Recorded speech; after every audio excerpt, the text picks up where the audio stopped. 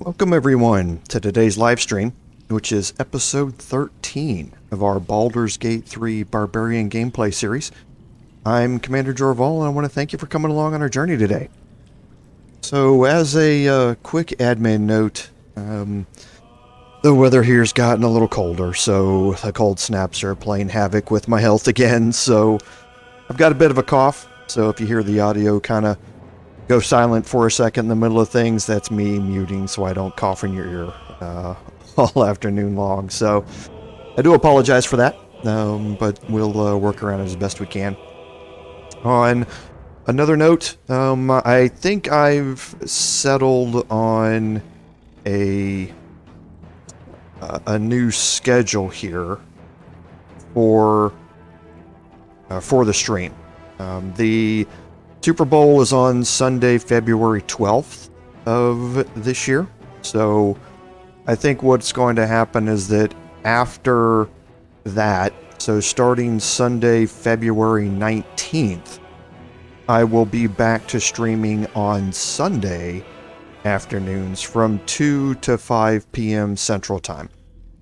I think I've pretty well settled on that. That gets us out of the NFL season and back into regular TV watching and that sort of stuff. So that's going to work better, I think, for me if I just put it off for another 4 weeks, basically, until the 19th of February. So if you're keeping track, mark your calendars. On February 19th, we'll be on Sunday for the live stream instead of Saturday. You'll see an announcement on the schedule here on the channel as we go, just as a reminder for that. But for the next 3 weeks, we'll be continuing on Saturday afternoon here, and thanks for joining me along this time as well. So for a recap, last time we started off and got through some fairly interesting encounters. We went to the Githyanki Patrol, and our Barbarian basically slept through the entire thing. And Lae'zel did all the work. And then we dealt with the Spectator to empty out the Iron Flask. We went into the Underdark, and we progressed through the temple, Selûne's temple, at the very start of it, and explored a little bit. And today we're going to start off our adventure into the Myconid Colony. So we're going to go in there, we're going to have some conversational dialogue to pick up some quests and that sort of stuff. And then we're going to head out and do some exploration to clear up a couple of quests that we have in our inventory sitting right now, or in our quest log sitting right now. So I think without further ado, we'll jump into this and we'll see how far we get through today. And I'm pretty sure we'll be able, well, I know we'll be able to finish up these two quests.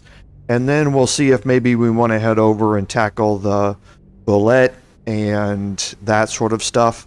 Or if we want to head up to deal with the Deurgar encampment or not. We'll kind of play it by ear and see how it goes. Oh. Okay, so here's where we left off last time. We had cleaned out most of the torch stocks. We still have a few of them that we can just clean out, just for no other reason other than we don't want us stepping on them at some point.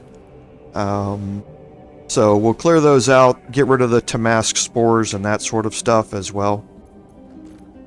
So, and now you can see that we have a detection cone, and we're going to head up here into this area. We can take everybody out of hide now. Oh, that's that's group mode, not hide. Okay, so now we can head into here. Hold Alt. You can see that we have some scrolls over here on the ground. What's next? So lesser restoration. Cure wounds, bold person, and I'm going to try and do that more, getting the characters that I want to hold them to pick up items like that, but as opposed to just picking them up with my Barbarian and then transferring inventory. So, remember what I said at the end of last live stream, you do not want to jump across here. The Bulette encounter is over here, and if you jump across here, there's a very good chance that it's going to charge you and knock one or maybe multiple characters off of this ledge into the void where they just die. So don't go that way if you want to see the hilarious reaction to that happening with me last time during the Ranger gameplay. Feel free to pull that one up and look at it. It was a fairly annoying thing to happen. So let's go up here and talk to the Myconids.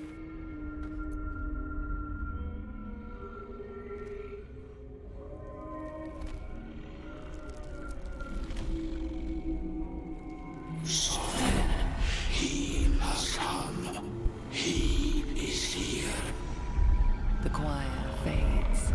A single melody rises above the others, brassy and commanding. I am sovereign. You see a vision. Your lifeless body wrapped in fungal tendrils. The sovereign is threatening you. State your purpose.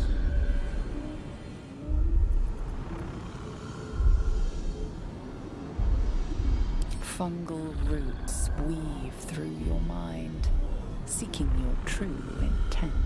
Then the sovereign drones a new melody, cautious but welcoming.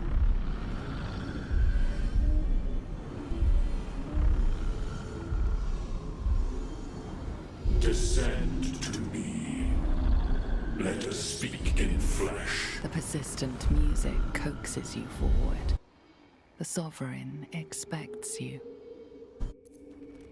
Okay, so there are multiple ways to play that encounter, but for the most part, it's easy to get in here without any sort of persuasions or intimidations or anything like that. So now that I'm in here, I'm just going to open up a little bit of the map here, and you can see that most of these things are marked steel as you're walking around in here, so don't accidentally click on certain things because it will trigger a response. So like I say, most of these are again marked as steel, so be careful what you're clicking on when you're going around in here. So again, just kind of exploring around a little bit and opening up the map. So the first place we're going to go is up here to the top to talk to a couple of people.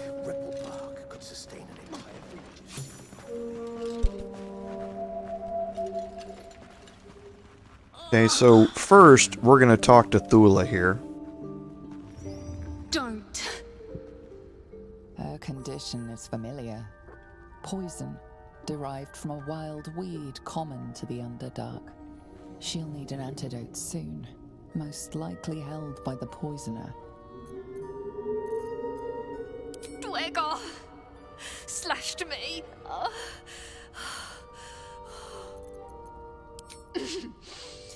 Graze. Don't share. Talking hurts. Leave me. Please.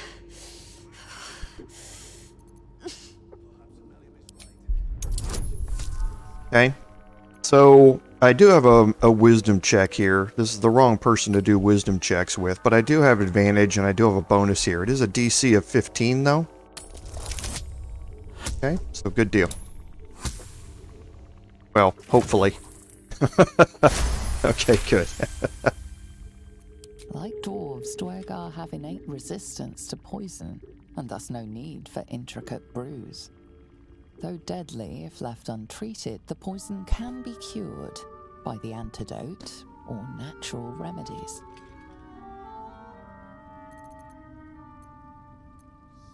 Okay, so give her an antitoxin is what we have inside. That option popped up because we passed our medicine check. I've actually never done it this way before. Let's see if we can. I know how you're supposed to do this.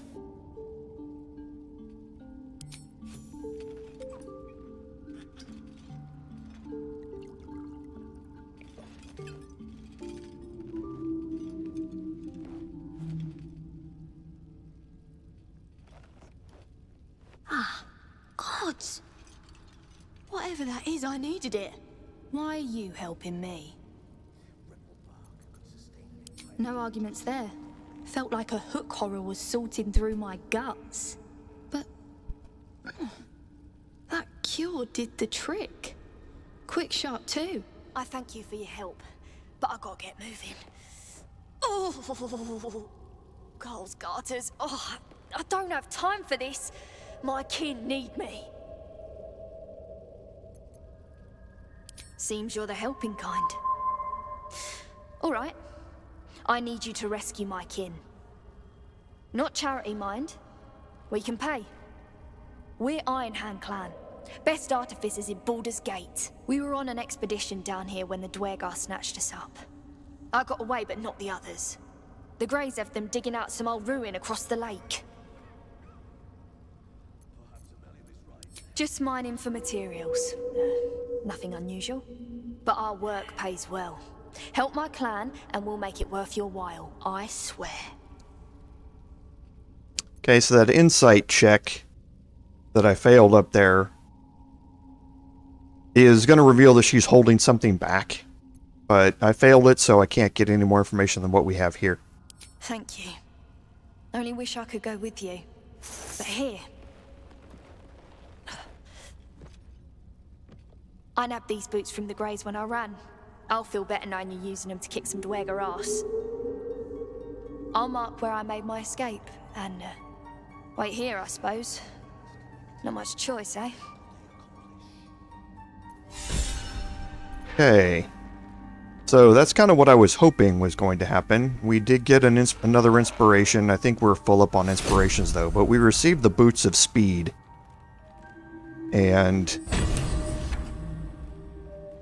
that's pretty cool. So, the Boots of Speed here give you a class action kick heals, or click heals. For one turn, your movement speed is doubled, and enemies have disadvantage on opportunity attacks against you. It uses your bonus action, but for that turn, you have double your movement speed, and if you're engaged and you're trying to run away, enemies have disadvantage on that opportunity attack that they're going to get against you. So it's a really, useful pair of boots to have. So looking through, we need to keep the light feet because this is how we get our lightning charges for our Barbarian to overcome some of that disadvantage of the Great Weapon Master feat. The Spring Step boots gives you momentum, but I think, and the Thief also has class actions to disengage as a bonus action and dash as a bonus action, but not together. So if I give these boots to Astarion, what they would do is allow him to dash, basically, and to also not disengage, which means you don't provoke an attack of opportunity, but have the attack of opportunity have disadvantage on that at that point. And I think I'm going to trade those out. Sorry about that. And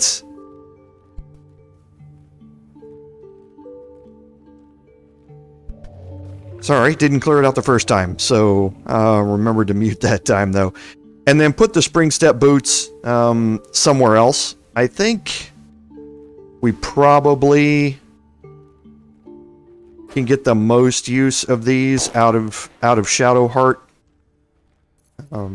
because she can dash and get to healing characters using, melee-based healing spells and that sort of stuff, and have momentum after she does it. So I think that's probably the best use out of it, but we'll see as we go here.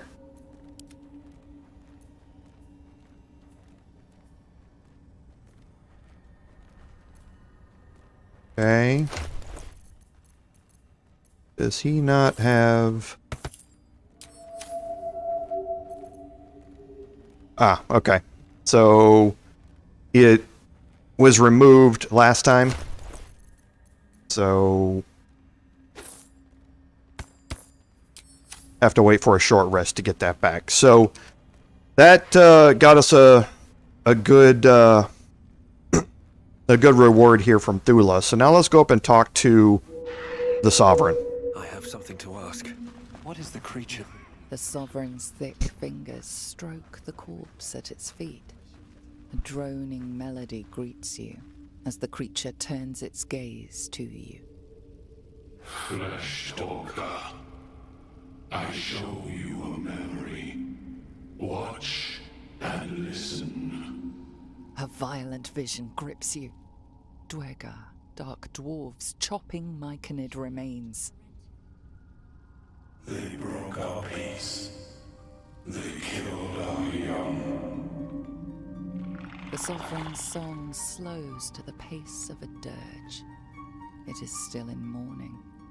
We laid waste to many, but intruders remain. Lakewood. The Sovereign's song halts as it measures your worth. I sense your resolve. You will find Deurgar invaders near Lake's edge. Cleanse the rot. Destroy them. Deurgar invaders? We can manage that. Better than picking this fight, surely. Deep purples swirl into familiar shapes. Gnomes in mining gear, chased by Deurgar. The Deurgar seek a gnome. It is a guest. The Sovereign says nothing, but you hear appreciation in its song. An illusion comes over you, a Deurgar choking on a cloud of gleaming dust.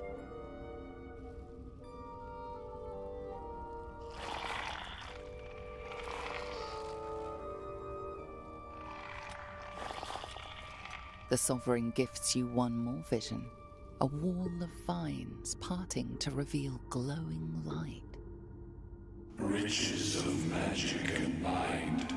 Cleanse the rot, and they are yours. You do the circle a service. We will await word. Okay, and we're going to learn more about this later on. Okay. So, we picked up a haste spore flask, which is like a haste potion, basically. Okay, so now we're going to just open up some, again, portions of the map here. We do have a spicy pork sausage on the ground that is not marked steel.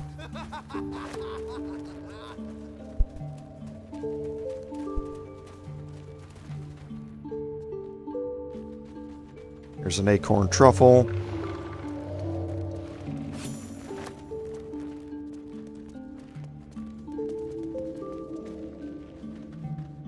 Now we can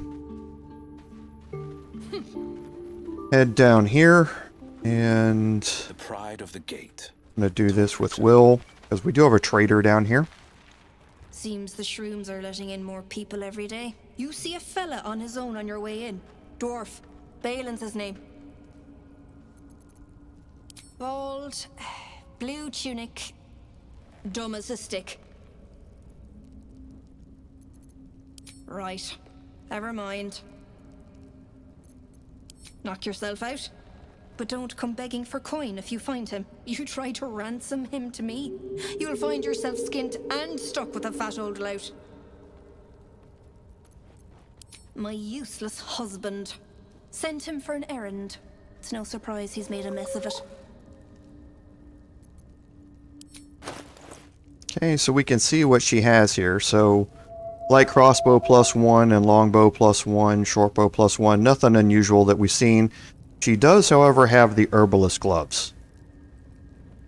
So, these are another one of those, if you heal somebody, you get a benefit out of it type thing. And in this case, if someone is poisoned and you heal them, it removes the poisoned effect. So you don't have to use an antitoxin or something like that. So if you look at Shadowheart, she doesn't have anything special for her gloves other than she's getting strength saving throws +1. So the herbalist gloves would be a pretty good addition for her, just in that off chance that we get somebody that's poisoned. So we'll get Will to buy these, and then we'll have Will sell off the remainder of his stuff that he's carrying here.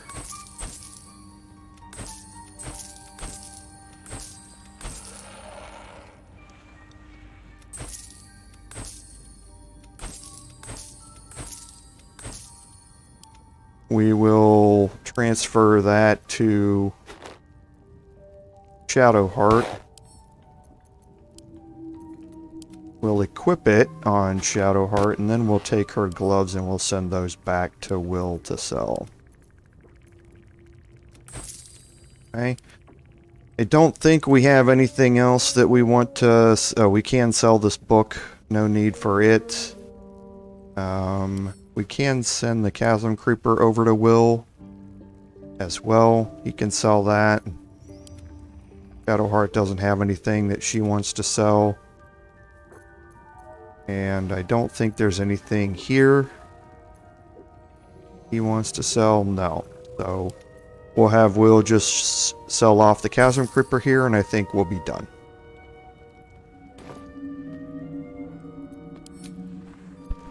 Keeping the old turnip.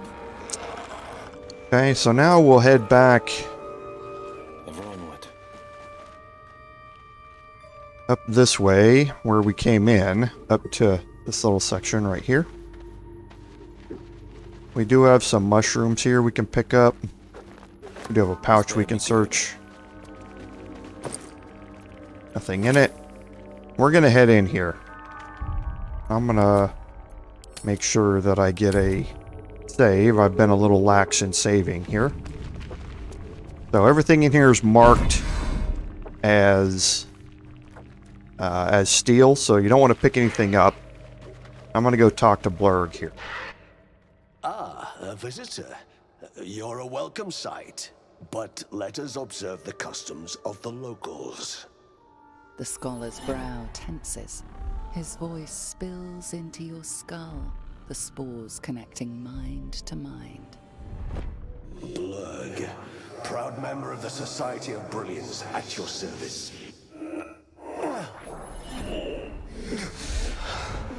Or perhaps not. Your mind is far more complex than the fungi. Understandable. We are small in number and rarely stay in one place for long. My colleagues and I are working to improve conditions in the Underdark. This need not be such a dire, hostile place. It's curious to find a surface dweller here. What has brought you down so deep? Truly remarkable. But why come to the Underdark, where they hold so much power? You were infected by an illithid tadpole? It's a miracle you're still intact. You must be worried sick, but have no fear. I have a friend who may be able to assist. Omeluum! I hope this is important, Blurg. My Zerkwood samples need constant attention. It is. This adventurer has an illithid tadpole inside his head, but he hasn't turned. No ceremorphosis. That's impossible, but intriguing. Are you looking to have it extracted? Open your mind to me. Let us see what lurks within.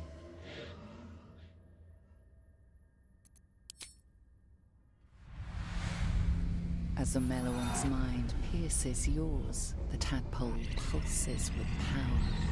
It feels 10 times its size. Alive, awake, almost smug. This is most unusual. The incubation period should be complete, as should your transformation.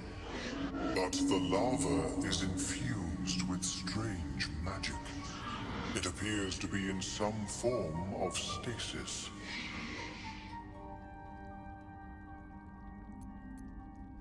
No, it appears to be shielded from physical and magical influence. And even without the shield, the extraction would involve severe cranial trauma.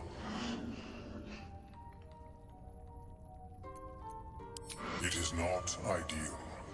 The process would surely kill you. But not to worry. Should you transform, I will happily perform a new examination. A nautiloid? Fascinating. I have never set foot on one myself. They were our warships during the greatest eras of the Illithid Empire. We ruled the entire astral plane from their decks. The design was lost when the Gith rebelled and ended our dominion.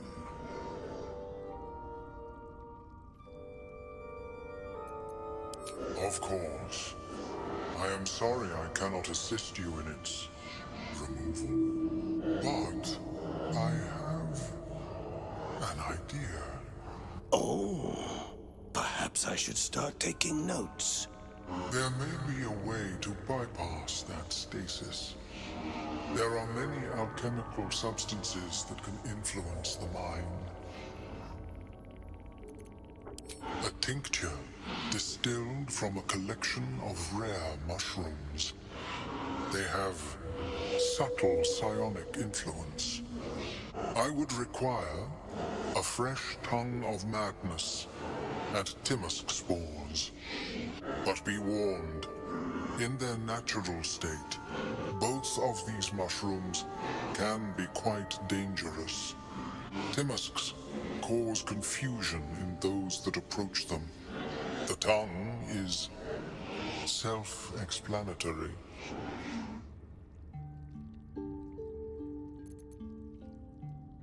My formula will hamper the more harmful effects once the mushrooms are brewed into a potion. Your sanity, however much you possess, should remain intact. The Underdark, of course, although they are quite rare, and their discovery perilous.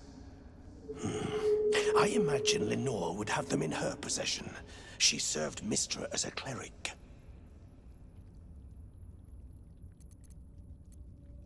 She is quite fond of her garden. Lenore has always been a lonely sort. Nature was her only companion. I offered her the chance to join the society, but she refused. Her experiments on Susa bark took priority. May your travels be safe and swift. Okay, so we learned a lot there. I have never seen anything like it. We can check our journal, and we need to find some mushrooms down here to help him investigate the parasite and continue that quest. We picked up the quest to help the Sovereign defeat the Dwargar intruders. We picked up the quest to find Baelen, and we'll see more on that here in a little bit. The Find the Night Song is just continued on from last time. And Save the Grimforged Gnomes we picked up from Thulla. laying on the ground, and we completed Cure the Poison Gnome quest.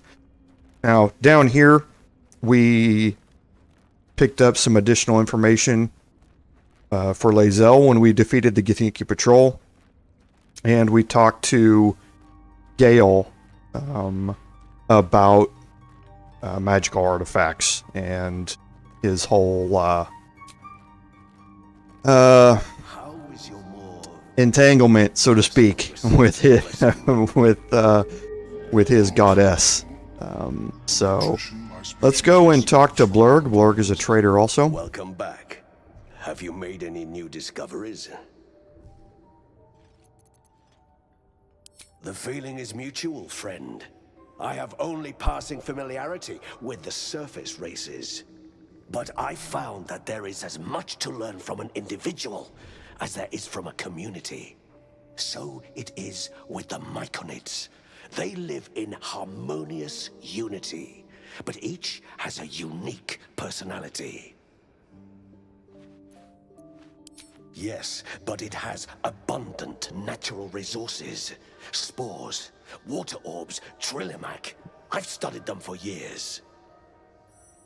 There is rare magic in the Underdark too. Fair's Rest. It radiates from the earth, warping, teleportation, and divination magic. This is not a wasteland. It is a glorious ecosystem. Every civilization here could thrive without conflict. I observed the fight from a distance. Combat is not my field of expertise, but the Myconids handled themselves well enough. I do enjoy a good bargain, if anything in my private collection is to your liking. Okay, so now we can look through what Blurg has here. And we have some really interesting items.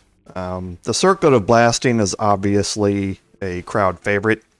It basically just lets you cast Scorching Ray once per short rest, I think,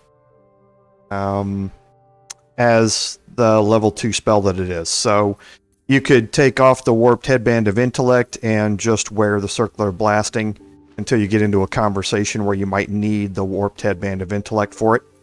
The Lifebringer is a lightning charge based item, so basically whenever you're wearing it, if you have lightning charges, you gain 3 temporary hit points. It's really not that useful in my mind.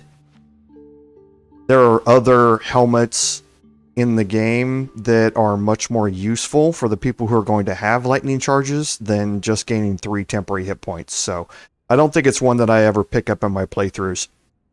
Sunwalker's Gift is basically giving whoever wears it dark vision. So you get 12 meters of dark vision when you wear it.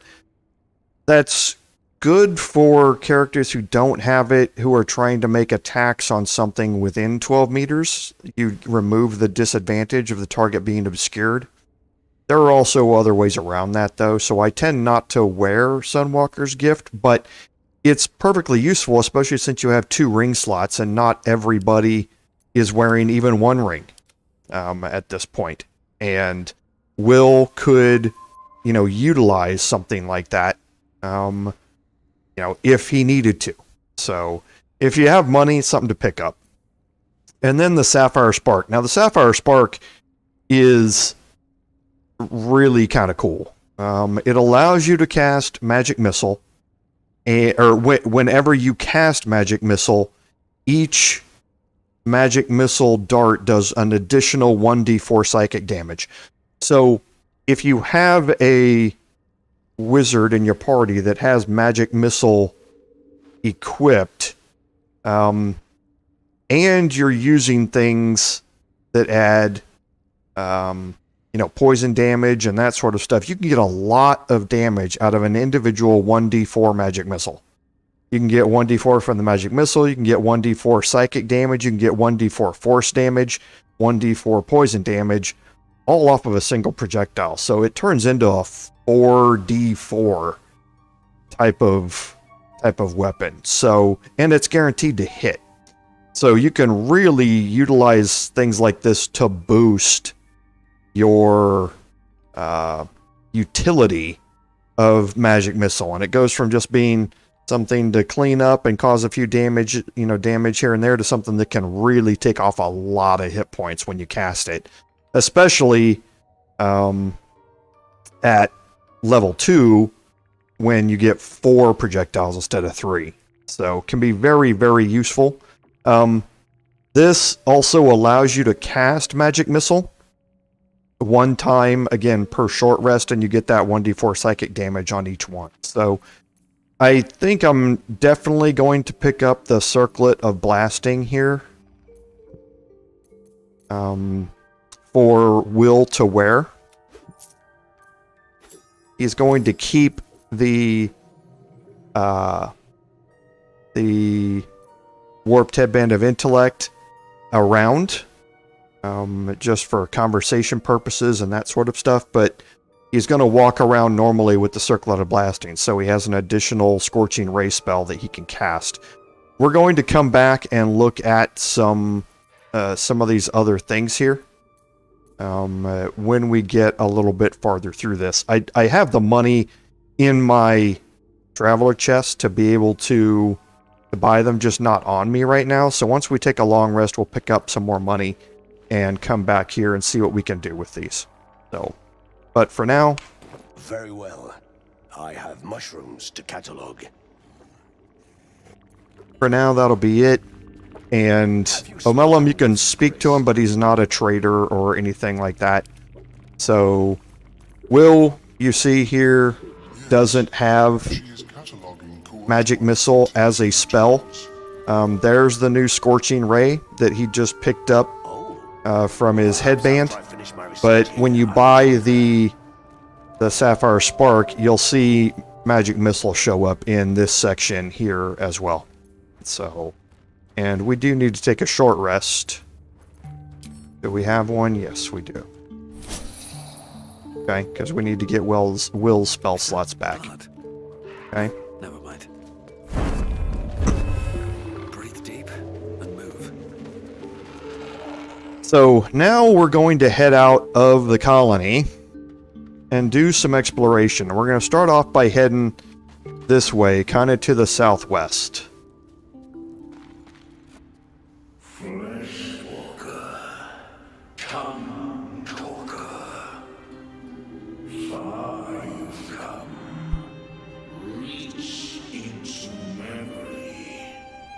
Tell me of home.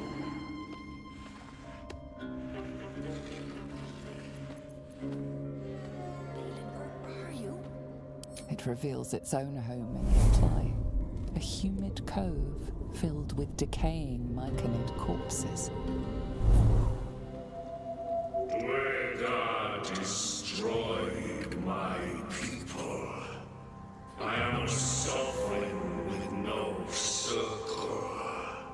This circle does not welcome me. But I have heard the song. You need to cleanse the Deurgar rot. I need to join you.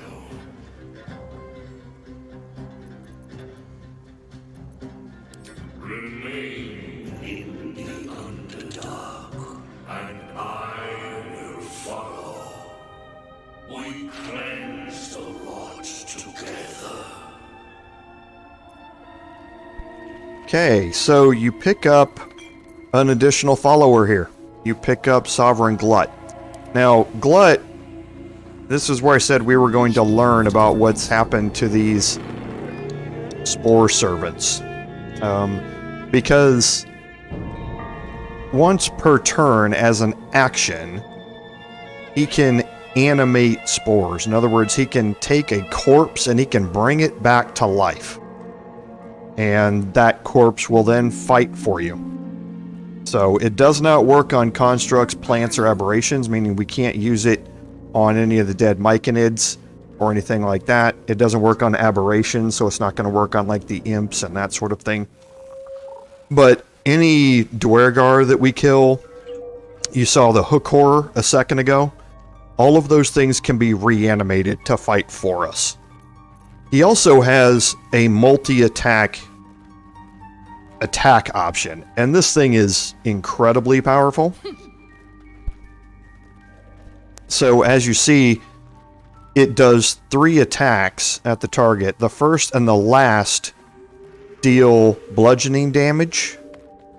And I think it's supposed to be, so you can't read the rest of this, but I think that the second is supposed to deal a different type of damage possibly, but right now it basically just all does bludgeoning damage. So it's 10 to 28 damage right now that it can cause on a single action attack. It's pretty impressive. So look around here, hold Alt. We have another way that we can proceed down here, but we're again not going to. We're just going to open up the map a little bit. We're going to head out this way.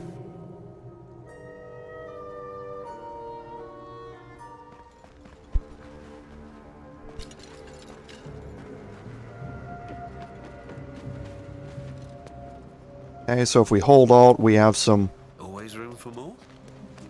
Some mushrooms that we can pick up. And we can kind of look around it at where we are. We'll go this way, we'll open things up a little bit. Okay. There's a chasm creeper up there, so again, look for these purple things. So when we're up here in this location, up here on the map, we can pick that up. We do have a ramp here that goes down into this area with a dead Deurgar and leading down into this camp down here. So leading into this lakeside camp down here. We are going to do that. We're just going to do that a little bit later. And then we have a couple of things to look at. So over here, there it is. We do have some mushrooms here we can pick up. And then here we have a deep hole. Even with your keen eyesight, the hole below you soon plummets into an abyss of impossible darkness. Your call echoes as it plunges downward, before gradually fading away.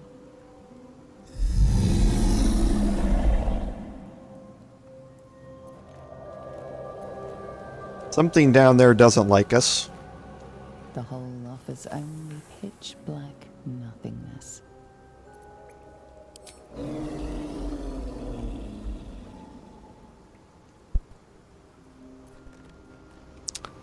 So I wonder if it keeps changing. The hole offers only pitch black nothingness. No, it doesn't. So only the 2 times. I'm interested to know what the interaction here is. I haven't found one in the early access. There might be one in the full version when it comes out, but I'll be anxious to see what it is. So, what we are going to do here is we're going to hide as we come up here. That tree. These Something's gouges. Something's marking its territory. Best Okay. be careful. So she did pass her perception check to learn about the gouges that are on the side of the tree over here and that sort of stuff, as well as all the corpses that are down here. So something's around here.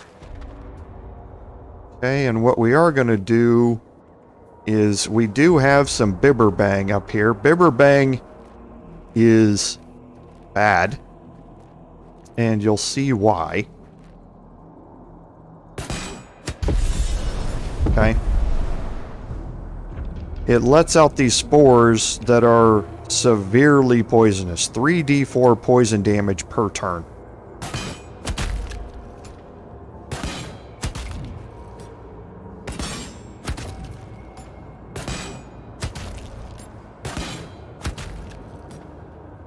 Okay. The other thing about Bibberbang clouds is that they are flammable. So if you walk into here, you're going to get poisoned, but if there was a campfire on the ground and this cloud came out, it would explode dramatically. So you'd have a real situation on your hands at that point. And you can see it lasts for a long time. It's got 27 turns remaining on this. So you certainly can cast a fire spell or throw an alchemist fire into here and set this off and clear it. What that also is going to do, though, however, is if there's anything inside the cloud, it's going to cause explosion and fire damage to it. So you might not want to set off the explosion if there are things like items on the ground or chests that you want to pick up or things like that inside of that cloud, because it's going to cause damage to them. Okay, so what I'm going to do is, normally what I do with these is just let them run out. It doesn't take that long when you're not in turn-based mode. The turns go by really quickly, so you just have to kind of wait it out. Now, those of you who were sharp-eyed about it saw something moving up here, and you can see on our mini-map, it just disappeared as it moved out of range. But we have some hostile enemies that are coming up. It is certainly possible to aggro those enemies, bring them back into this area, trigger this cloud, and then explode it and cause a lot of poison damage and fire damage to them. The thing is, these enemies have a lot of movement. So it's really hard to be able to get them into the cloud area, keep all of your people out of the cloud area, and trigger the cloud, all doing that at the same time, basically. So I choose to not get that complicated about it. I choose just to remove all of this stuff so I don't have to worry about it. And then I can take care of this combat, which is going to happen up here. And you can see it's with a hook horror. And spoiler alert, there are multiple hook horrors in here. You can see that there's another one roaming up here. There's another one out of range down over here. So we're going to go in here and take this kind of methodically as soon as this cloud runs out. But before we continue that way, we're going to head down these routes into this area here. You can see that we do have a chasm creeper down here that we can pick up as well. So don't forget to be shifting your camera profile around and looking at those things. And why is Astarion left behind? They've got some serious issues with their group mechanics. How much farther can I go? So I can pick these up and get out of the way before the hook horror comes back. Bullywug Trumpet up here. I'm gonna hide him again and now see if everybody catches back up. Breathe deep and move. I'm just waiting. Yeah, it's kind of like that old glitch in the previous patch where Shadowheart would kind of separate herself from the party. It was very strange. Have to keep going. Okay. So we're going to head down here.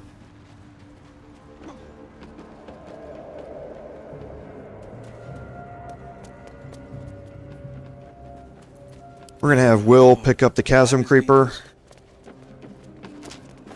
Ever onward. Okay, and now we're going to have our Barbarian move up to here. I feel so at home here. And now we're going to be a little careful about what we do up here. And that's because we now have a field of Bibberbang out here. We also have what looks like possibly our missing dwarf, Baelen, that we want to look at. Defender of the people. So I think what we're going to do is split the group here. I do have Misty Step as a bonus action here, as well as a spell. that I can cast with Will. Now, Will doesn't necessarily have the greatest strength to affect his jump distance. So I think I'm going to take... Well, I can't take my Barbarian in there because Sovereign Glut's going to follow. And here we come up with this again, a way to dismiss our imp. I don't think we have one.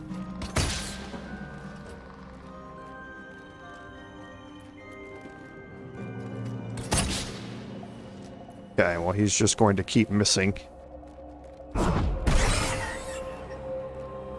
So we're going to get rid of the imp here.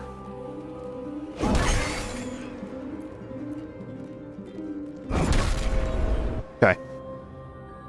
And we're going to take Will in here. Forward.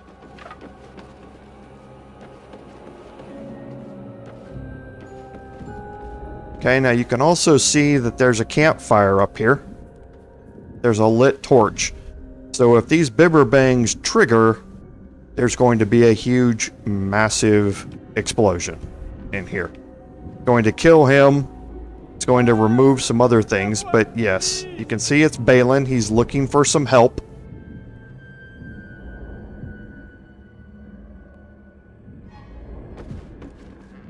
Stop! Stop! Bibberbang! You recognize the name. Bibberbang, a mushroom that releases dangerous spores. Highly flammable. I know that! Scroll! Escape! My bag, please! I've dropped it somewhere! Thank you, thank you! Now, if you have a scroll of Misty Step in your inventory, you can actually throw it to him. And he will leave. That will complete his portion of the quest there. But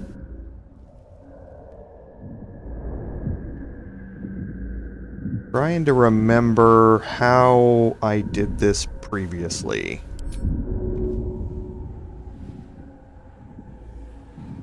Okay, so I can jump up here.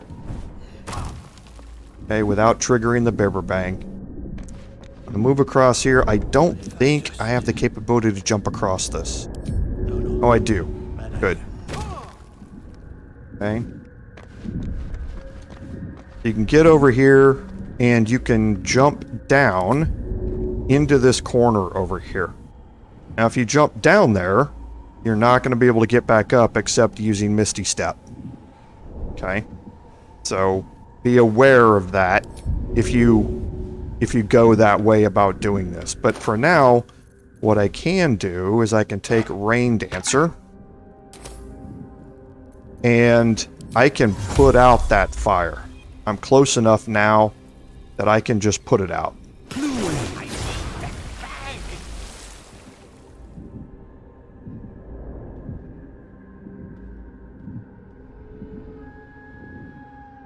Okay. So now that I've removed the chance for explosion to happen here, if it triggers, it's going to trigger poison, but it's not going to explode and blow everything up. Because there is something over here that we need to pick up. We do not want it to get destroyed.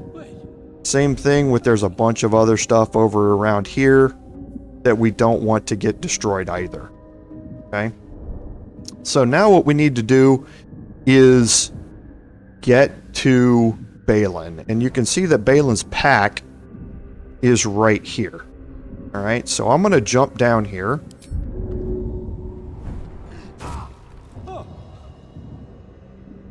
Why didn't I think of that? Okay, and I'm going to carefully move over toward where his pack is.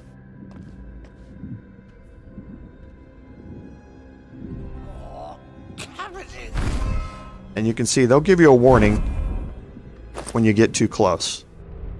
Okay? So there are 2 scrolls of Misty Step.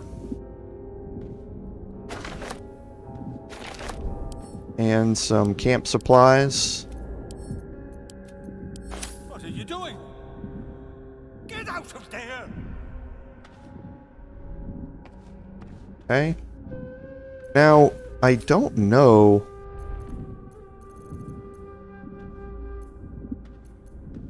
if... Sorry, I'm looking through...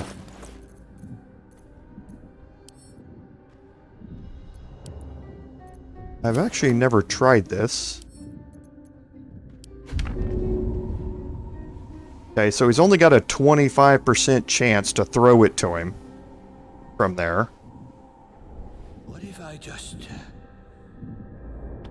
Bad idea. Okay, let's see if there's any better chance now.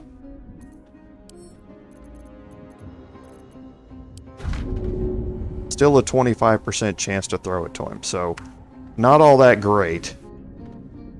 Okay, so what I'm going to do is I'm going to Misty Step into here.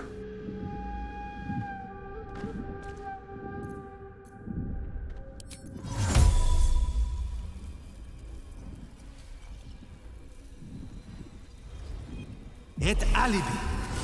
Careful. Okay, and now I can talk to Baelen. My back, please. Yes, that's... Yes!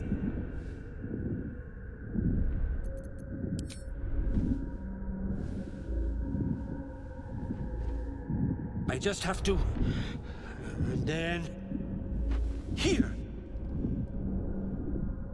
Invendium via! Okay, and now he takes off. He leaves. So now what we have is an opportunity to get ourselves out of here. Okay. And again, I don't have a lot of jump, so if I try and jump, I don't know if this is far enough to keep them from exploding or not. Does he have... He's got an antitoxin. So let's try this. So instead of using a spell here to Misty Step over or using that scroll, let's see how far I can jump through this and see if I can move far enough away fast enough. Okay, so I can. Okay, so now you can get Will right up here in this corner and just leave him there. Okay, and now I can go back to Astarion here. Subtle steps. And there's no longer a danger of these exploding. Okay. So now I can kind of start clearing these out. And you'll see, there go the explosions. Okay, but in this corner up here, Will is safe. Okay, so as the Bibberbang explode, he's not going to be hurt by them. And you want to keep killing as many of these as you can without moving any of your characters into the cloud. Because as you start destroying these, it's going to set off others. And it's going to keep resetting that timer down there on the bottom where it says 28 turns. It's going to keep resetting it up to 30 turns every once in a while as you destroy some. So you want to just destroy as many as you possibly can, so you can get that timer counting down from 30. Okay, and we've got another little one in here. It's kind of hard to see all of them when the cloud's out.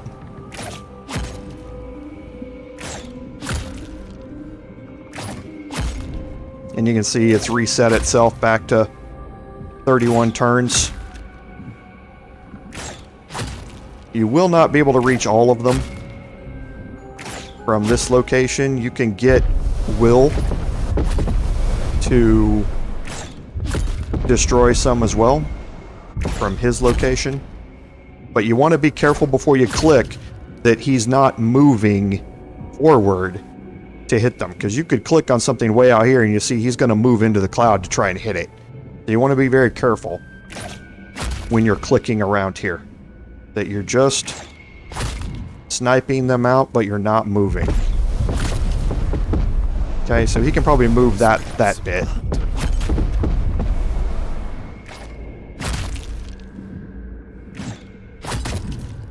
Probably don't want to move there.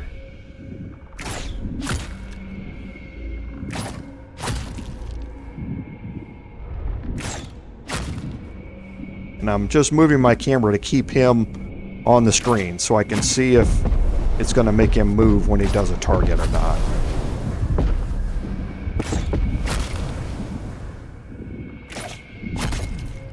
Okay, so probably don't want to move there. Okay, so now I can go back to Will. Sharp as ever. The pride of the gate.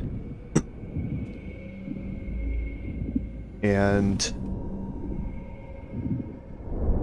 I can get Will to start looking at some of these ones that are farther away from him.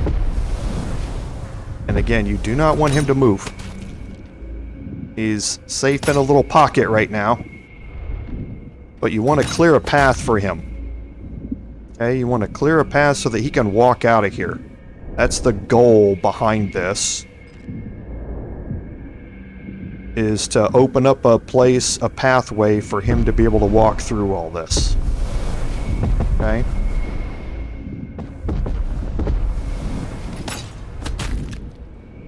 And see, there he's going to have to move into it, so that's why you have to be careful with these.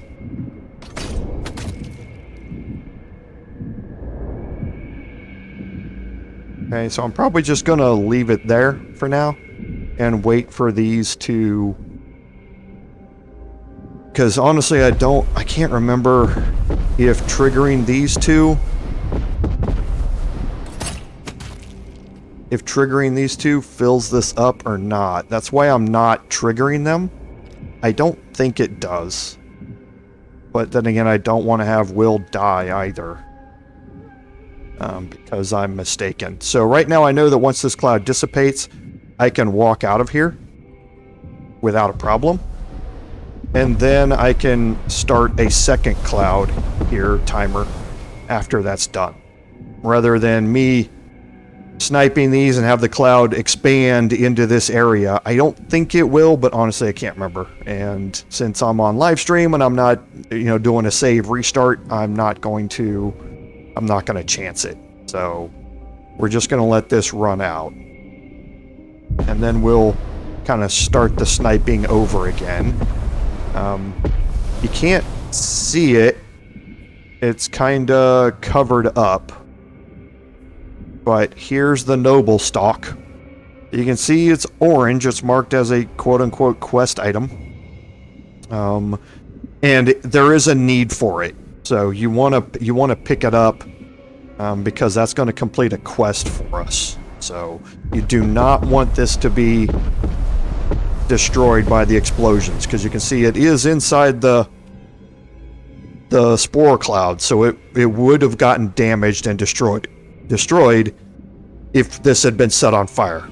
That's why it's important to go back in here and put out that torch first before you start this.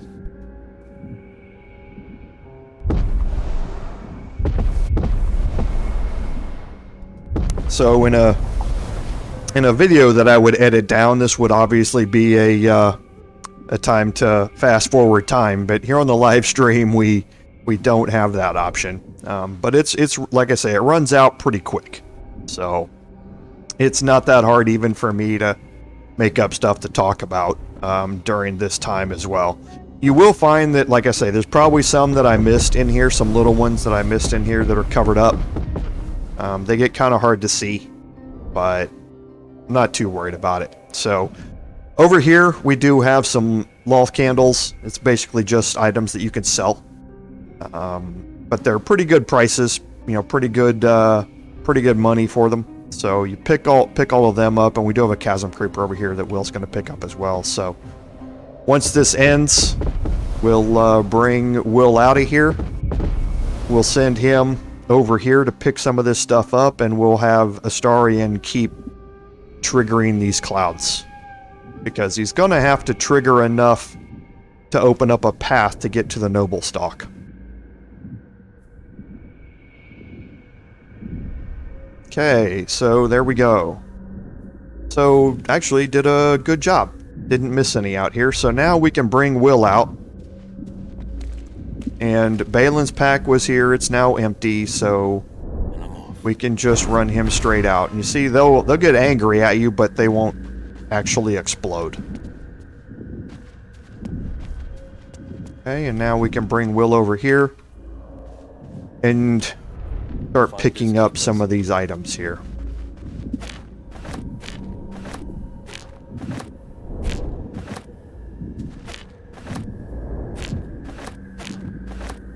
Okay, there's a cup of oil over here and some candles. Definitely not things that you want to have lit up when that cloud, triggers. Okay, so that's about it for Will. So now we'll bring Astarion back up here, and we'll have him continue sniping these out. Now, there's no reason, really to trigger these over here. And it looks like it wouldn't have filled up the space over here, because Will was sitting right about here. So could have had Will snipe these out, a bit ago. Getting pretty close.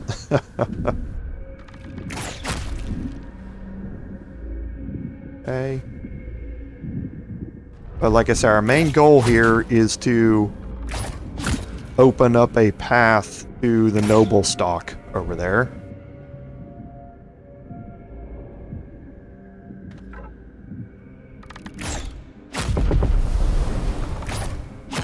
But while we're at it, we're just cleaning them all up anyway.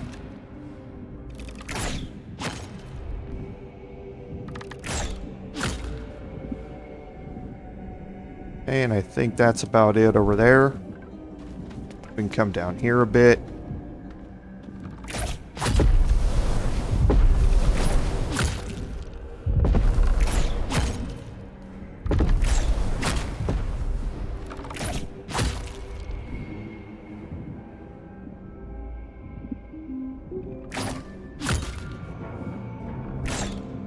Not the most exciting gameplay, I know. I apologize for it, but we'll be done soon enough here.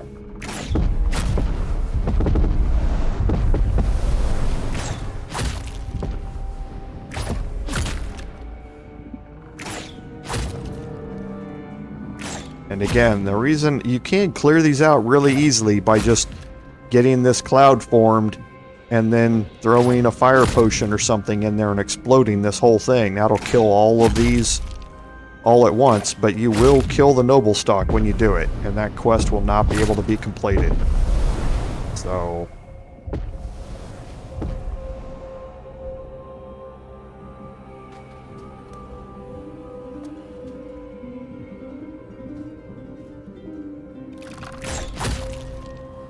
And you do want to be careful when you shoot these, because some of the ones that are closer to the exterior will expand that cloud distance.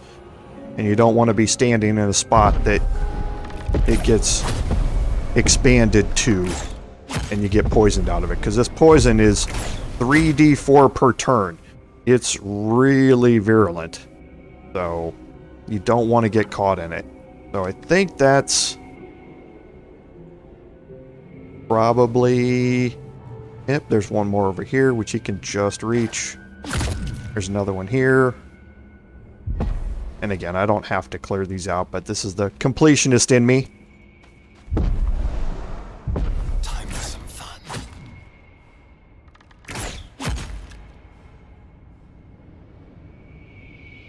Okay, so just moving my mouse around here.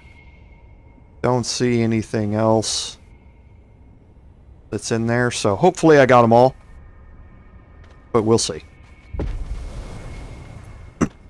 What to do? And I can bring Things feel Astarian back out here.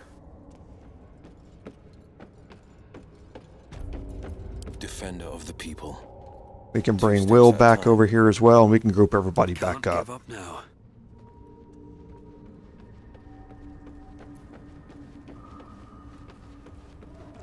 Okay.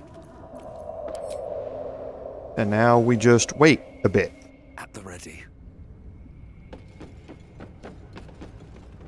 Okay, so pardon me while I pause just a second. I'll be right back as this timer runs down.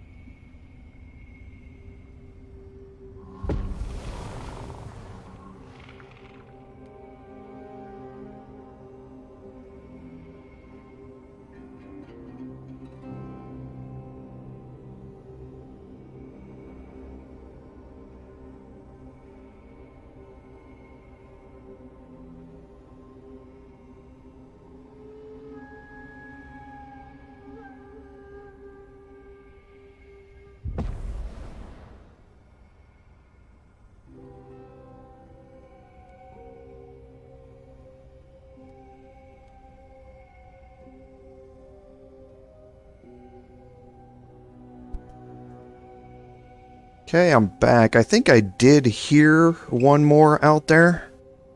Still triggering. But we're almost done here, so we'll see. Yep, there it is right there.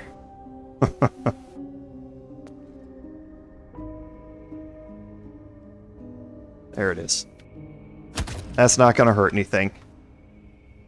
But now you can pick up the Noblestalk. It's free and clear to go get. So we're going to kind of give this cloud a wide berth. Actually, I'll just split the group real quick. Might be useful. Okay. Walk up there, pick it up. And now we're done here. So we're not going to head directly back yet. We could head back there and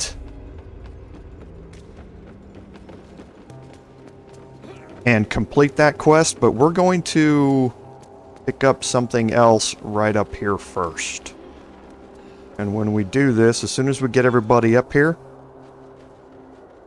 we're going to have Will bring his imp back out.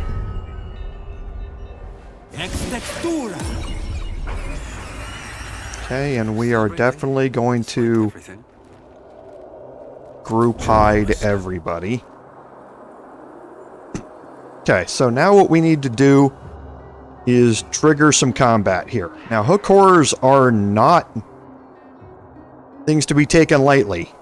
They do some serious attacks, and if you examine them, they have a multi-attack. So what they can do is they can jump a very long distance, and when they land, it has a potential to knock whoever is next to them when they land prone. When they're prone, they can do this multi-attack, which causes a huge amount of damage. So it's kind of a 1-2 punch. They use it to jump into combat, knock people prone, and then use this multi-attack on them when they're prone. So they can close the distance very, very fast in ways that you do not expect. So you kind of want to have your group, split apart a little bit so that they don't all get affected by a jump attack all at once. So I'm going to kind of split people apart a little bit, and then I'm gonna trigger this with Astarion here. Because, again, advantage. And we also have... He actually has a 55% chance to hit right here on that one. But I'm not going to. I'm going to try and trigger this one at a time and see what happens. So I can see the detection cones here. So I'm going to see how far he comes up here when he walks up here onto this ledge. And then I'm going to try and trigger a sneak attack. I'm hidden.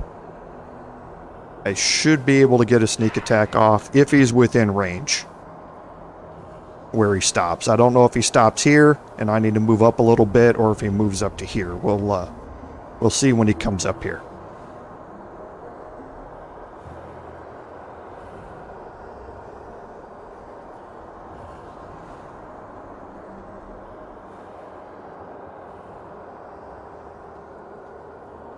Okay, he hasn't moved up here yet, but he's going to.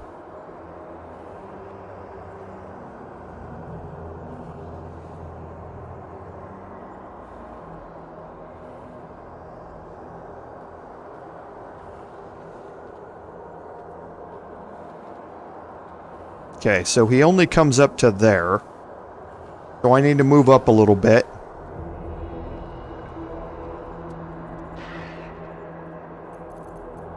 Now my sneak attack reaches all the way down there. So...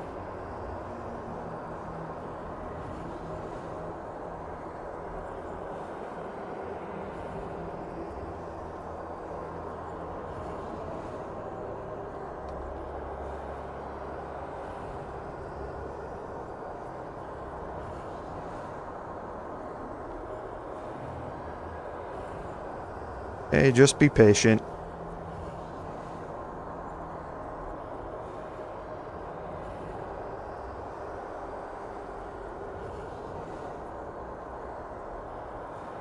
He will make his way back up here.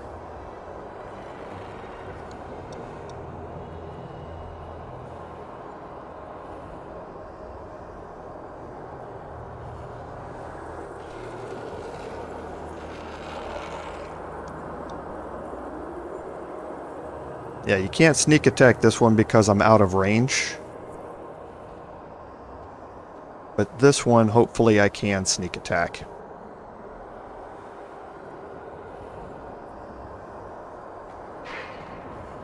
Okay, he didn't jump up there this time, so I think I'm going to move up to a position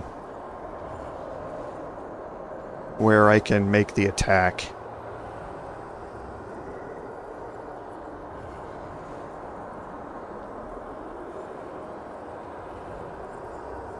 Yeah, I think I'm just going to move up into a position where I can make the attack anyway. Even when he's down here in this area.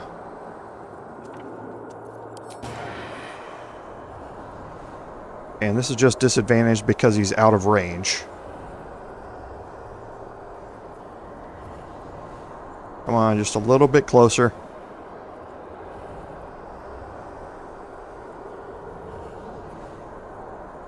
Just come up to here even.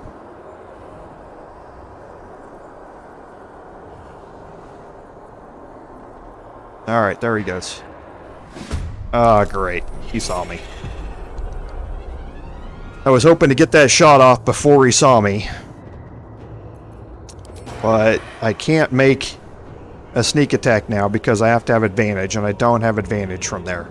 So the best I can do is to get a shot off here. I've got a bonus because it's on high ground.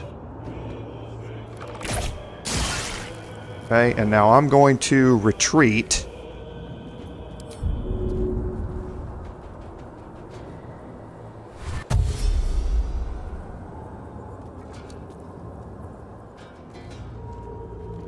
And I'm going to move myself all the way back here. And now that I'm back here, I'm going to hide. Let's find some prey. Okay, and end my turn, and he's going to come up here very fast.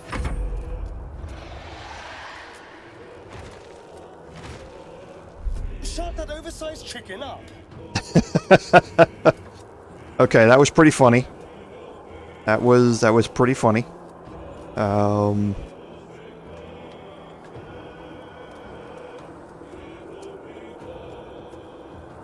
So I think I'm just gonna wait for him. I wasn't expecting his crying and alarm thing to happen. So I'm hoping that he comes up here. But where would I have to move to get that attack to hit? So I'd have to move up to there.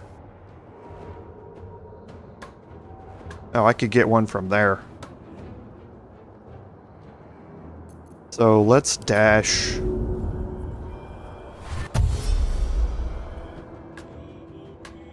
And now see if I can Make it hurt. Okay, good. So now I'm going to move back again. And I'm going to hide again. Into the shadows. Okay.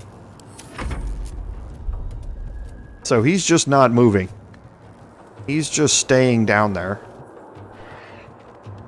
And it looks like he got his friends to come over here.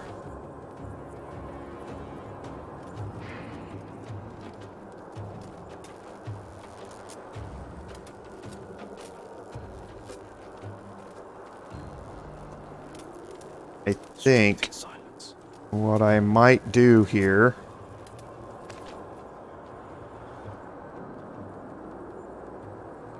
Every step counts.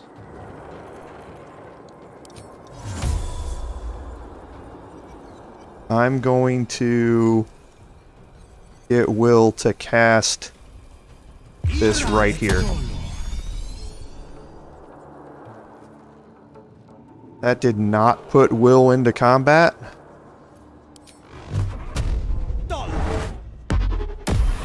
Well, I want him into combat. I didn't necessarily want it to be that way. I wanted the Cloud of Daggers to put him into combat. Because I don't want the Cloud of Daggers to run out. It's got a time limit on it. So now what I'm going to do is I'm going to fly my imp down here. And this is going to trigger them all.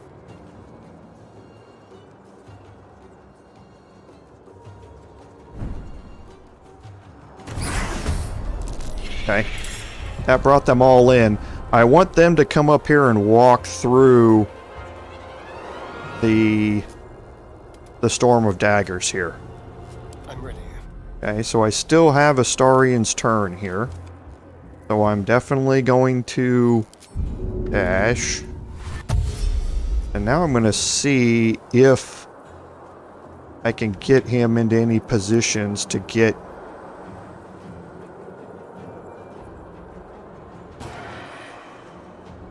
a sneak attack off.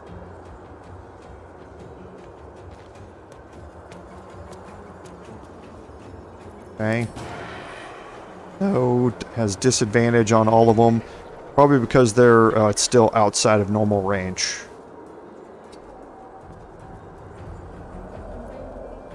Okay, so now I've got advantage on him, so I could get a sneak attack there.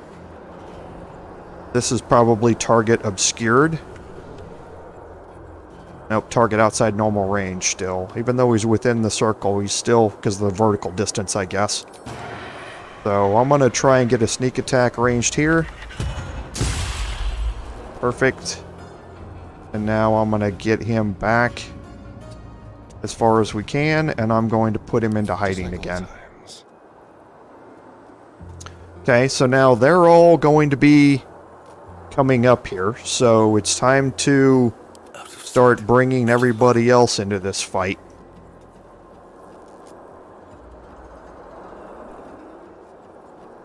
Because I don't want them necessarily going after Will. Time to press ahead.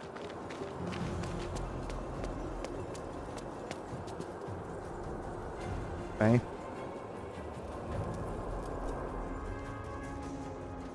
So I'm going to bring my Barbarian into the fight here.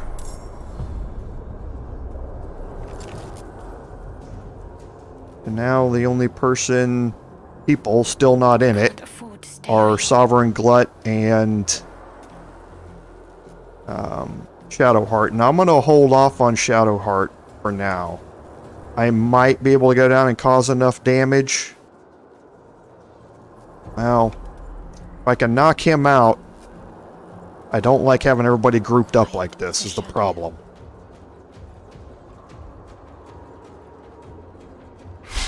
Oh, great.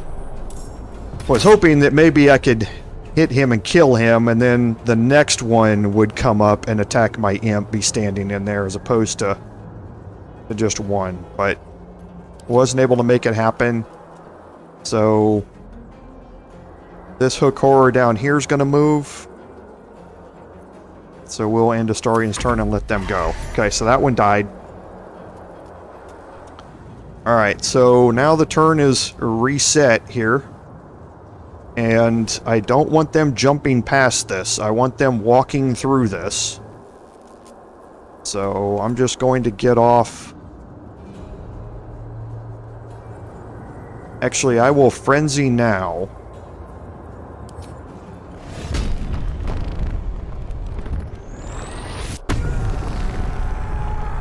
Okay, and I will use that turn just to try and get some damage here on this one. Okay, good. Got some additional damage on it, but again, I don't want them jumping up here. I want them walking through the cloud of daggers to get to me. Okay, so I'm just going to end his turn there.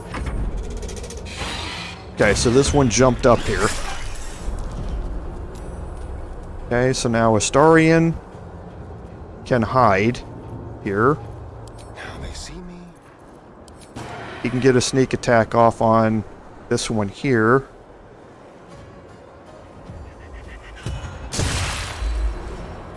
Okay. Now he can move back out of the way and he can hide again. We'll do it my way.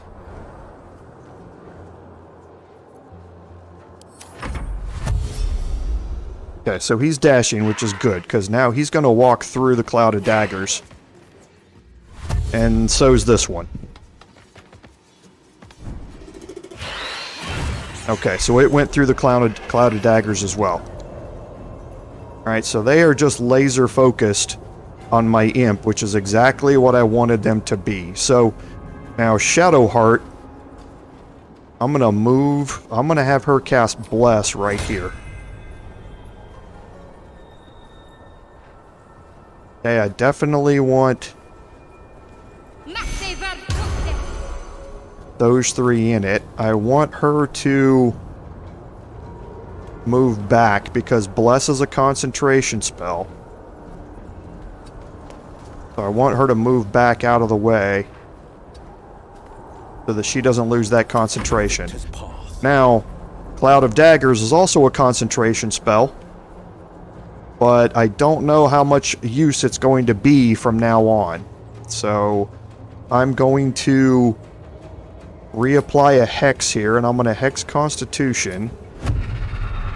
This one here. I'm going to make my attack with Ray of Sickness. Okay, and now I'm going to move Will back out of the way as well. Okay, so my Imp's going to get a turn. So we'll try a Sting here. Perfect. We'll end his turn.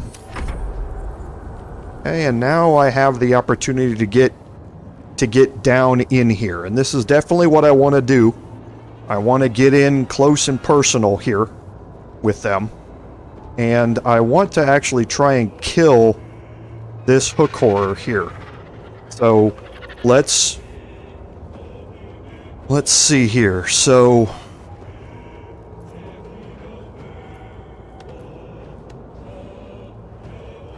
Trying to see how I want to plan this.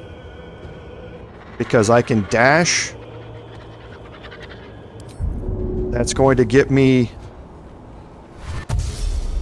lightning charges. So I can get down to here. Best be on my way. I can jump.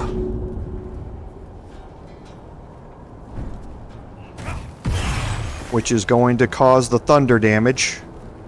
And now I can make a frenzied strike with a 50% chance to hit against this hook horror here. Perfect. Now if I had a bonus action still left, if I hadn't dashed, I could make another bonus attack here. So very important to remember that that's why you close the distance with multiple enemies, is so that now that you've killed an enemy, you then have a third attack, so to speak. So on my next turn here, I'm going to be able to make 2 attacks. And, well, unless he jumps and knocks me prone or something. But I'm going to be able to make 2 attacks. I'm going to have my action to make a regular attack or a reckless attack. Then I'm going to have my bonus action to make a frenzied strike. If I kill him, then I'm going to have a... No, because Frenzy Strike would... Yeah, because I only have 1 bonus action. That's right. That's right, so I don't. I only have 1 bonus action. So I'd need something to give me an additional bonus action to make that work, and I don't. Okay. So that worked out perfect. So let's just move up as close as he can and see if we have advantage. We do. So we'll make a sneak attack here. Perfect. And now we'll put him into hiding again. Let's have a little fun. Okay, and we'll end his turn, and the second hook horror is probably going to go after my imp. Yes. Okay, so the imp is now down. So we're going to... Now we're going to leave Shadowheart where she is. Let's see, we can move her up to here, half of her movement. See if she can get off a piercing shot or something like that here. Okay, she can, and now she can move back out of range. Okay, so Will can, again, kind of do the same type of stuff. He can move up. He's going to reapply his Constitution Hex. And hopefully he can kill this hook horror here.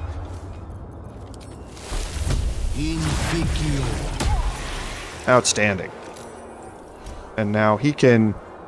I don't think he needs to move back out of the way, actually, because this hook horror is probably going to come after my Barbarian. So I can just end his turn. Now here... I can animate spores. It's not close enough.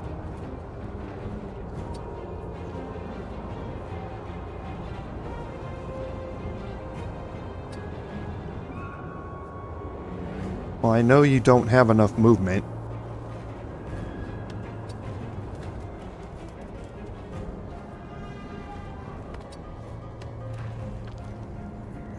Just trying to get you as far forward as possible. Can I reach him? I can, but I don't think this is going to work because it says he has to move. Oh, it did work. Okay, perfect.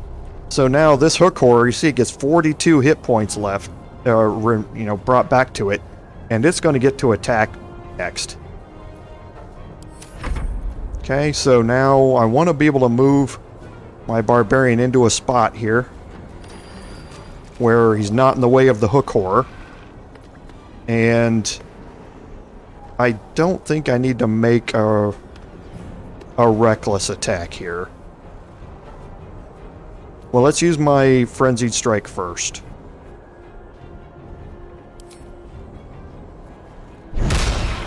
Okay, big 22 points of damage. I guess we can make a reckless attack because he's not going to make it to be able to attack again. Okay, he's got 4 hit points left. That's it for him. And now the hook horror we can just bring up. Now the hook horror has some interesting attacks. So here's the multi-attacks I was talking about, but it only works on a prone target. Their normal attack is a 2d6 plus 4 hook attack, but then they have this pounce action, which it takes a bonus action, and it takes 3 meters of movement speed, but you can see if he jumps there, it has to make a saving throw or else it goes prone. Jorval made his saving throw. He's also got Bless on, so that certainly helped. And now that he's prone, now I can use my action to do this multi-attack. Now this is way overkill, but you can see how big that damage was. It was huge. Okay, and that's how 2 steps at a time. special Will guide me. the hook horror attacks are. So it's good that we have one revived to fight for us here. That was always the goal here. Now the hook horrors don't ever have anything in their inventories. So now what we're going to do is we're going to go back into hiding again. We're going to have Will bring out his imp again. I don't know if he has enough space up here. That's right here. And we'll have the imp go into hiding. Because there's another encounter up here that you want to be careful about. These boots have seen everything. And these are not showing as empty. I don't know why. Yeah, they should have. Because they don't have anything in their inventories. But we're going to bring everybody down here slowly.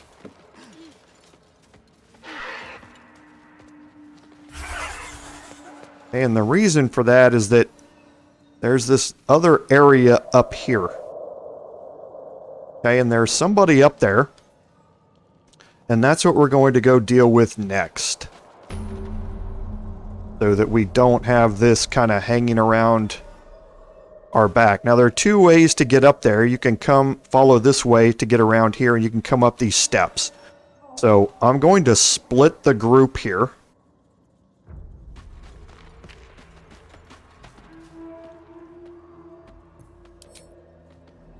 And my Barbarian entourage. We also opened up the waypoint here. There you can see the detection cones. So you kind of wait a minute and follow his movement and see where his detection cones reach. And see how far down here they reach. And you'll know how far up you can position yourself for the coming fight. Because I'm going to... You can see they go all the way down to this ledge. So I could position myself up to here and still not have any issues. Okay, so now I'm going to take Astarion and I'm going to take him up here. Not a sound.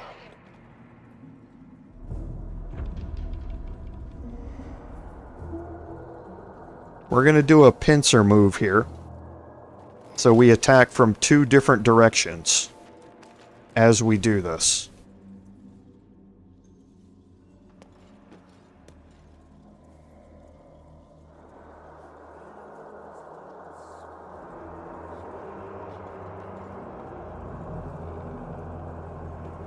Now these Susser Blooms have an anti-magic field. You can see the extents of it, which does what it says on the tin. It keeps you from casting magical spells, but Astarion doesn't have magical spells anyway, so I'm not worried about him being up here in this area. Okay, so it also doesn't extend very far. You can see it ends right there, so once you're past it, you're fine as well. So what I'm going to do though is I am going to trigger this, and you can see he is hostile, so but I am going to trigger this with Astarion.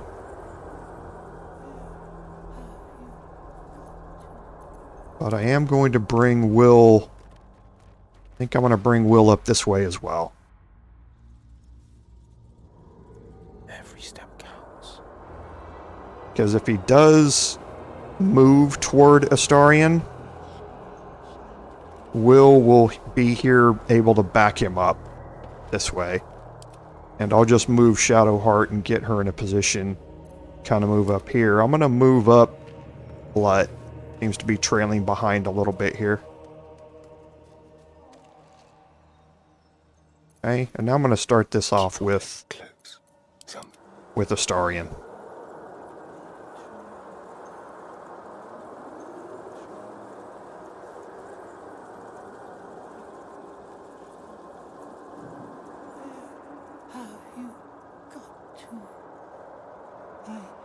Okay, just kind of waiting for him to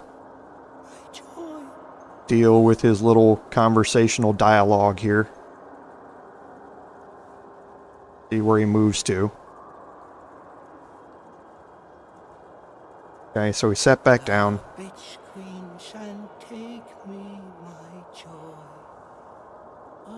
So he should get up. Okay, so he's gonna stay stuck over there in that point. That's fine with me. See if I can get a sneak attack from here. Still a little bit too far. Okay, so he's obscured. Yes. So I'm just going to get a regular shot off here just to kick things off.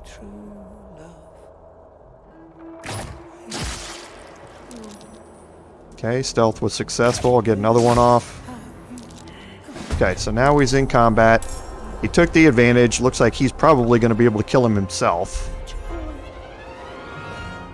90% chance, yep. Okay, so didn't even need to pincer it or anything like that. He went down pretty easy. So, holding all, you can see we've got a bunch of camp supplies here. Doesn't matter if he's encumbered. All of these are going to go into the camp. Go have some fish over here as well, which are camp supplies. Okay. So we'll just send all these to camp real quick.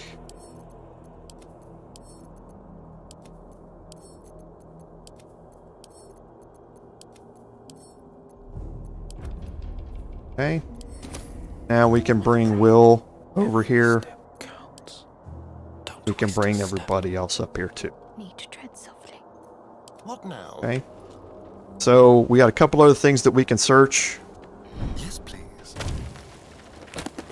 So nothing in the books. There's a pouch here. Nothing in it. We have some crates. So nothing up here. We can group everybody back up and we can unhide everybody.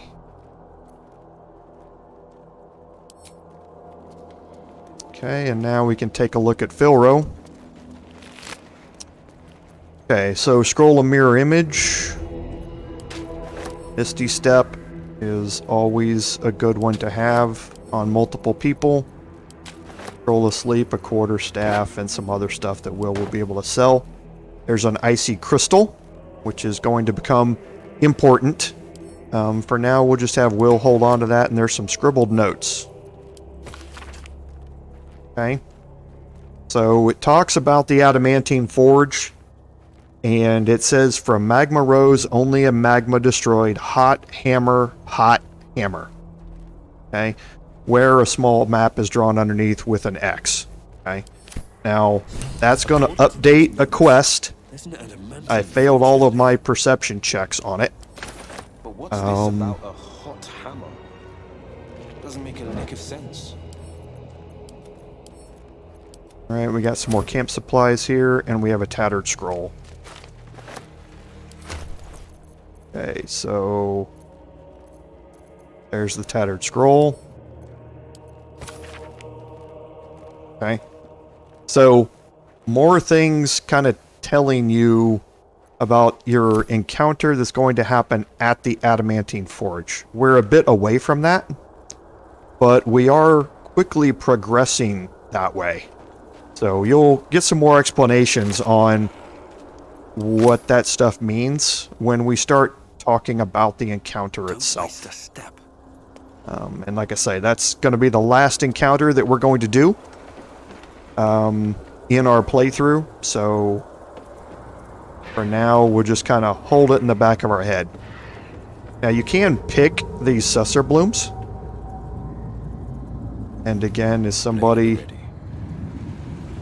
not with me? Who is it? Oh, again, Sovereign Glut, of course.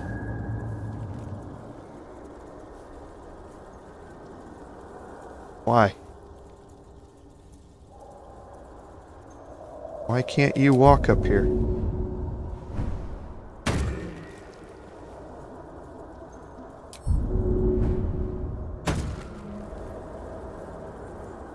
Okay. They're very strange.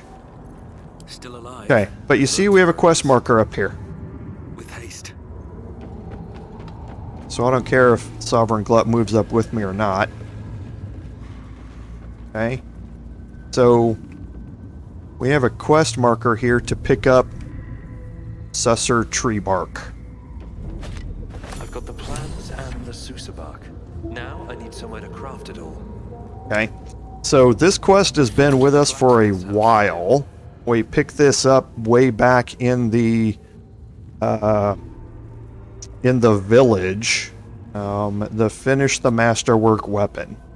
So we needed to get Susser bark for that blueprint. Now that we have it, we're able to forge that weapon. Okay. So just a quick update on the rest of our quests. We saved Baelen so we can talk to Derryth about it. Glut joined our party to help kill the Deurgar, and we unlocked the Adamantine Forge quest. And we're going to learn more about that as we go, but for now it's not important. We're not going to do anything with it at this time. So what we are going to do, though, is bring ourselves back down here, and we're going to head back up.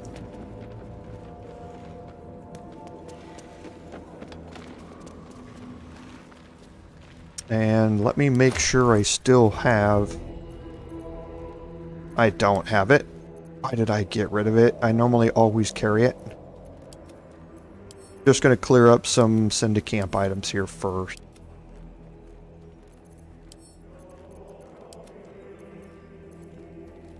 Why did I get rid of it? Did I move it to somebody else? No. I don't know why I would have done that. Sorry, I've been carrying around a greatsword for a long time. For the completion of this quest. And now when I've got the ingredients to complete it, I don't have the greatsword in my inventory. And honestly, I don't know where it is. I don't know if I accidentally sold it. Or if I put it in my camp chest. But I need to get it. So I'm going to have to take a long rest. Which isn't necessarily bad, but Time to waste. I guess I kind of do need one. So let's do this instead. Let's head back to the Myconid Colony. Oh, I didn't. Yeah, I did. There's the Myconid Colony. We'll head back here. We'll finish up a quest in here. And then we will Perhaps. take our long rest. We'll head up and take our long rest. Okay, so we do need to go talk to Derryth.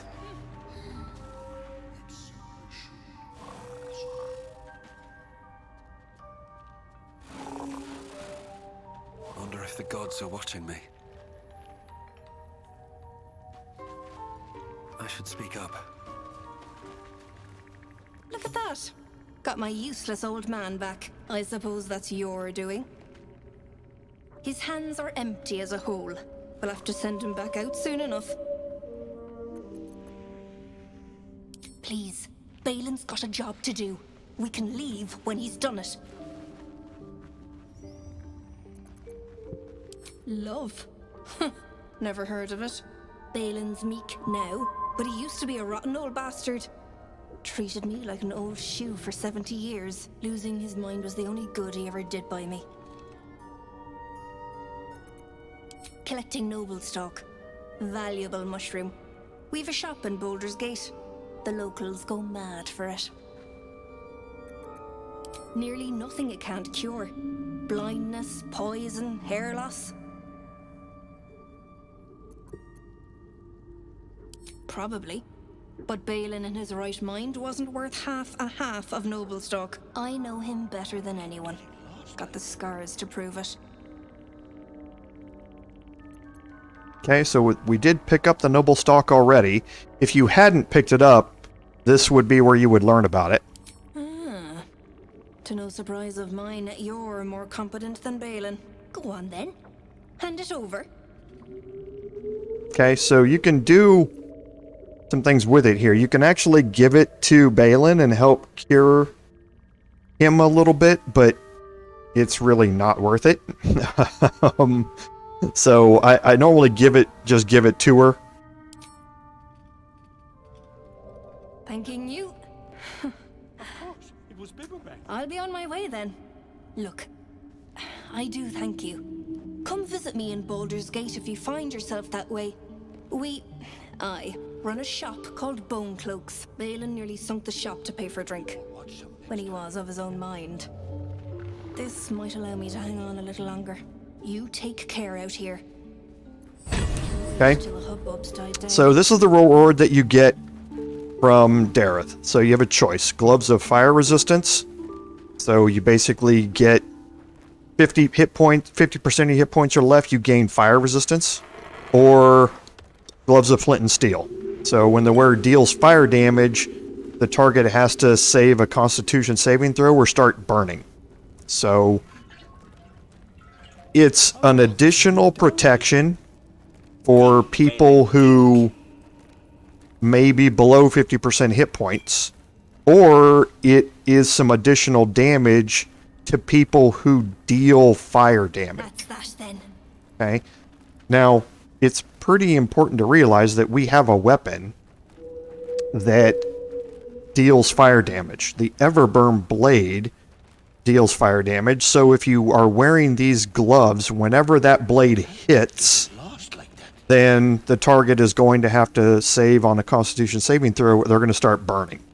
And burning is just damage over time for fire damage, is basically what it is. Now you can look through and see we're using the fleet fingers right now, which allows us to take that jump without using a bonus action after we dash to get a little bit extra damage in on us. And we're also using the hammer raft, which allows us to cause that damage when we jump. So the hammer raft and the fleet fingers are kind of going hand in hand, so to speak, to deal some additional damage whenever we dash and jump. Okay, so you can swap those two out for the Everburn blade, which is now on Lae'zel, so we'd have to swap that back out, and the gloves of flint and steel, and cause some damage without having to dash or jump to do it. I need to dash anyway to get lightning charges, so I think for now this is probably the best combination that I have here. I don't know if I can hit tab. I can't bring up the inventory. No time to dally. Oh, I can. Okay. So looking around at other people's glove spots, we have the herbalist gloves, which we picked up, which whenever you heal somebody, they're no longer poisoned, which is just another benefit to go along with the whenever you heal somebody, this thing happens type stuff. So that's a good benefit for her. Will's not wearing any gloves at all right now. So he can also cause fire damage because he's wearing the Circlet of Blasting right now, and he has the Scorching Ray spell. So he could benefit from the gloves of flint and steel. And then Astarion is right now using the Sparkle Hands, which is basically whenever you have lightning charges, you get some benefits to strength and dexterity checks. He gets his lightning charges from the Jolt Shooter. He doesn't have much to do with fire damage, except he has fire arrows and that sort of stuff. So I think what I'm going to do here is pick up the gloves of flint and steel, and I'm going to pick it up for Will to wear. I think, yeah, these are just gloves. I'm going to accept those Have I got and everything swap then? those there. So now whenever he uses his, No one back home will ever believe this. How long have you been down here? his Scorching Ray spell, he's going to have some additional damage there to go along with it. There is work to do. Okay. Yeah, I'm just Where am I looking around real quick at my Trust no one. hot bars down here, make sure they're all situated correctly. Better wait till Okay. the hubbub's died down. So now I need to take These boots have seen everything. a long rest.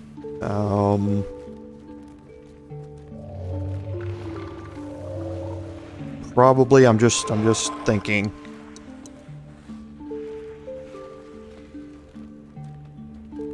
Yeah, I don't think this is, because what's going to happen, I'll take the long rest, check my traveler's chest, make sure I've got a great sword in there. If I don't, is there a great sword We'll be clearing out soon enough. No point in lingering now I've got the Noblestalk. in here? Just there's a great sword in here, so I could pick another one up if I don't have the great sword I wanted to use in my traveler's chest. But for now, let's go ahead and have Will sell off a bunch of this stuff that he doesn't need. Oh, I forgot he picked up some of that wine, so that can go away as well. And doesn't need the staff of the Moon Maiden either.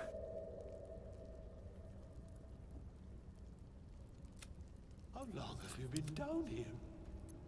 Think, Baelen, think. Okay, just looking through here real quick. Yeah. Okay. That's that. So we're going to take a long rest. We're going to pick up some more gold to buy a couple of items, and we're going to see if we have that great sword in our traveler's chest. Okay, so let's look at our inventory real quick. So I know we have some camp supplies that need to be sent off. Here and here. We'll consolidate all of our gold into one spot again, just so we know how much we have. Okay. So, let's go find our traveler's chest. Like I say, every one of these is different depending upon the locale you're in. So we'll go find it here real quick. It does look really cool. It's not the first time I've said it that the graphics are awesome here. Oh, we do have a conversation with Lae'zel too, so let's do that. What? A Kithrak demanded my head. He'd deny me a cure. How dare he speak my queen's name? How dare he dishonor her child?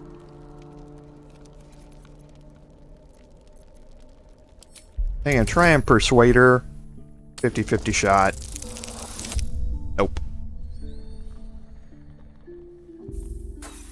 I do have I think I've got 4 inspirations, so I might as well roll again and just get us down below 4. Perfect.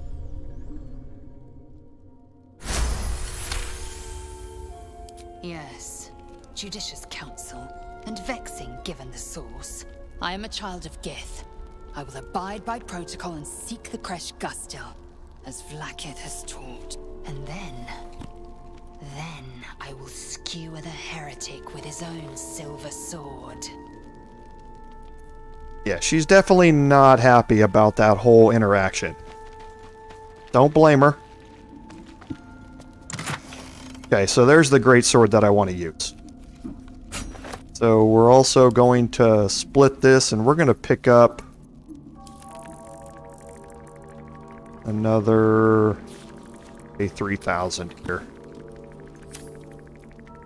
And we're going to take that.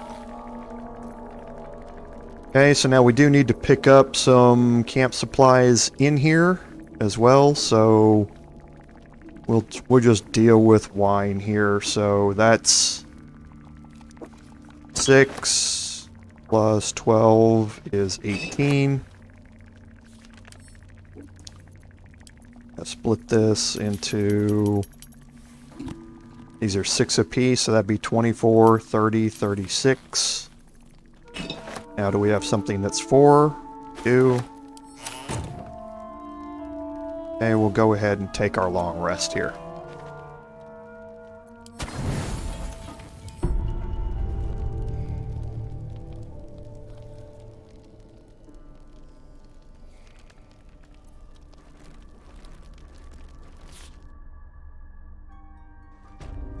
Okay. This'll do wonders for the shop. And I think all this stuff is still marked as steel. Yeah. So there's some good stuff up here, animal speaking and poison resistances and that sort of stuff, but nothing that I want for now. Okay. So now I do want to take the opportunity here, as we normally do when we start these things off. Swap this out. Cast my protection from evil and good spell. Take that now off, swap that back out for the Amulet of the Unworthy. We'll have Will get his mage armor back up. Okay, and now we're going to head out. One day I'll catch a break. Back to the rune circle.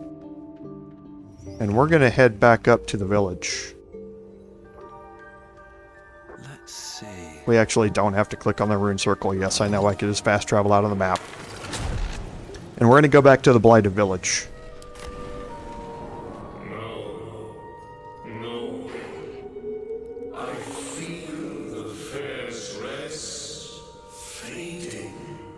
I cannot leave the Underdark. Okay, so I'm going to have him remain in the Underdark. Okay. And now I'm going to head to the Blighted Village. Please. I cannot leave the Underdark. Oh, that was not him remaining in the Underdark. That's me remaining in the Underdark. Okay, so I can't leave and go out and complete that quest yet, is basically what it's telling me. I need to go complete the village first to do that. So that's not an issue. We'll stay in here for now. I would have preferred to have gotten the sword before I did the rest of this, but we're gonna head back to the Susur tree. Okay. And now we'll continue exploring up this way.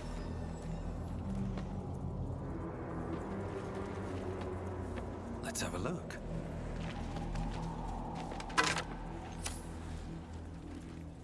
Okay, and I am going to hide everybody just so I can check detection cones and that sort of stuff as we progress through this.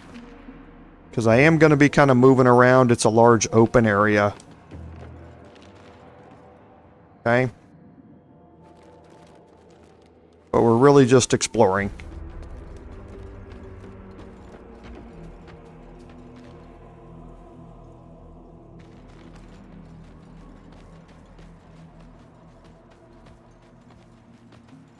Okay, holding Alt occasionally. And you'll see things pop up on your map. We did get an autosave here.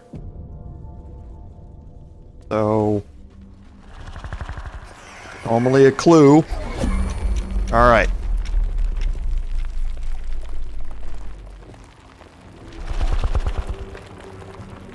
Is it gonna pop up?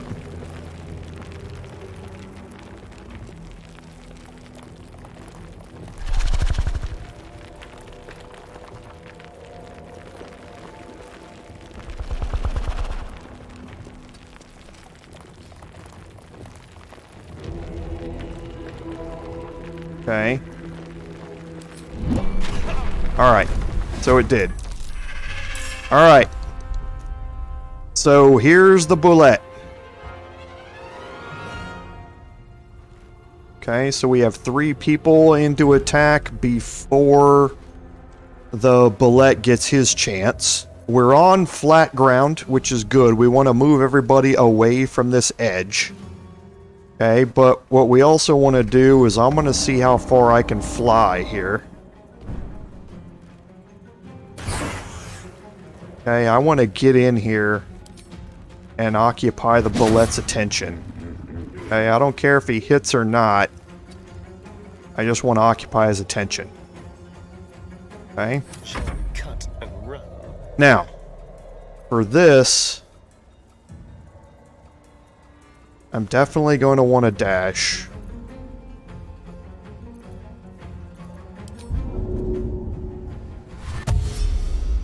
Okay.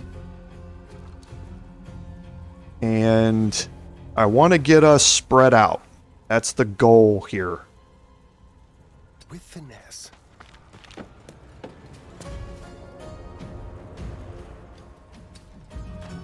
Okay, now I don't think I'm going to be able to hide here, but I'll try. On the hunt. I'm going to get off a... And he missed. Okay, so it was a 50-50 shot, but he gave it a good one.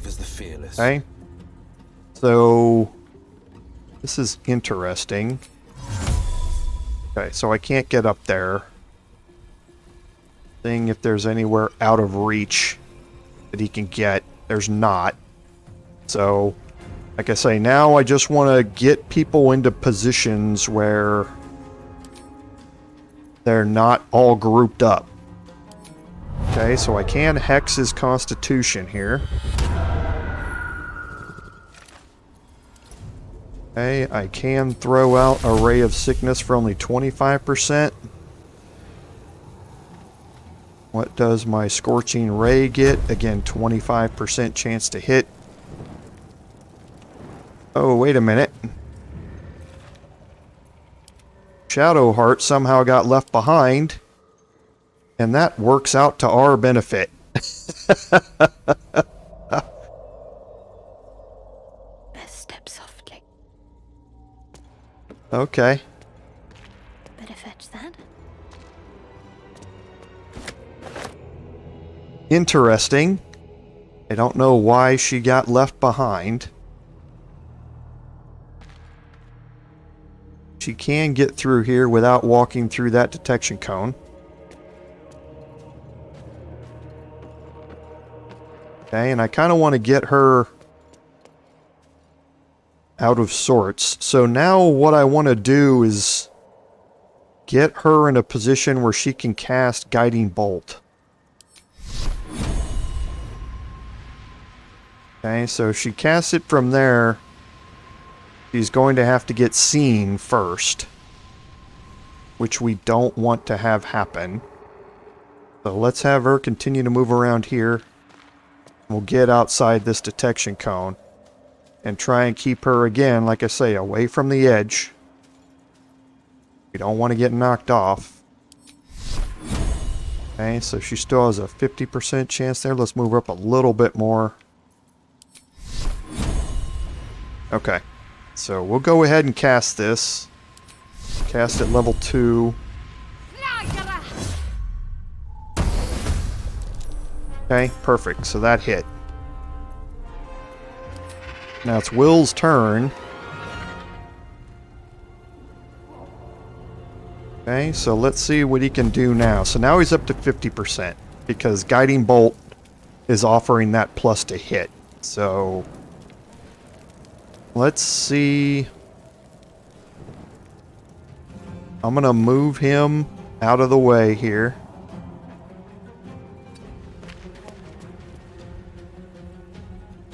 He's already hexed the Constitution. Well, let's get a Ray of Sickness first. Okay, that was 50-50. It's now poisoned because it failed its saving throw. So good, that worked out. So hopefully he goes after my imp. I doubt he's going to, though, but we'll see what happens. Oh, he did. Okay, there's the leap I was talking about. Okay. And you see, he killed my hook horror outright. It just ended it. It does a lot of damage. So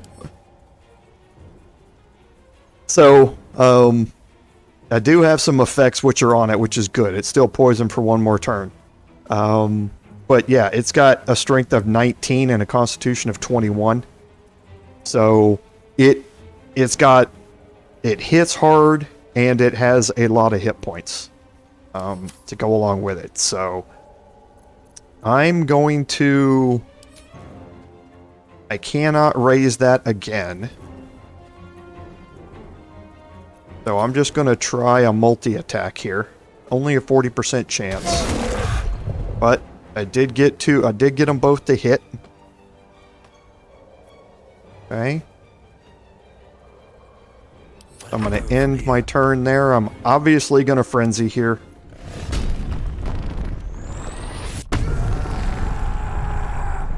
Okay, I'm going to get around to the other side of him over here. At the ready. And I'm going to make a reckless attack. Because I don't have... Oh. Yeah. I need to get... No, I need to do some damage here. With this, on this turn if I can. Okay, so I missed. Alright, next turn I will dash, get lightning charges, all that sort of stuff, and hopefully improve my chances. So... Now the imp is back.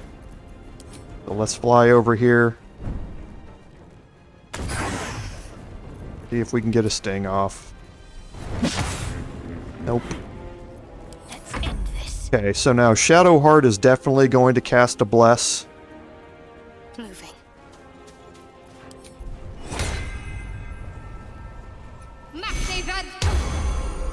Okay, she's also going to cast Healing Word on Sovereign Glut.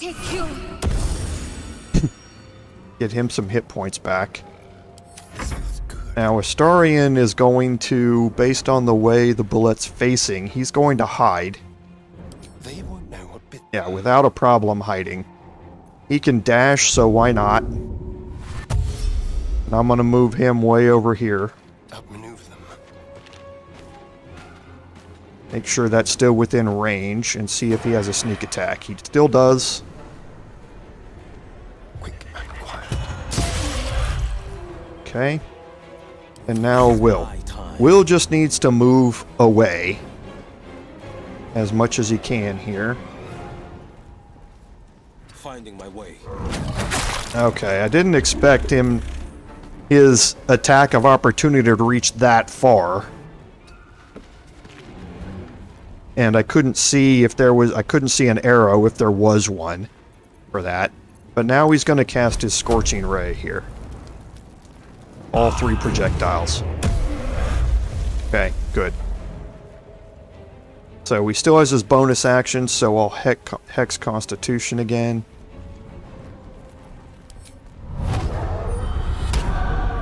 Okay. And now at least everybody back here is kind of spread apart. Because now his attack is coming. Now, and see if I can get Will a little bit maybe farther around the corner here. So now his attack is coming, so where's it going to land?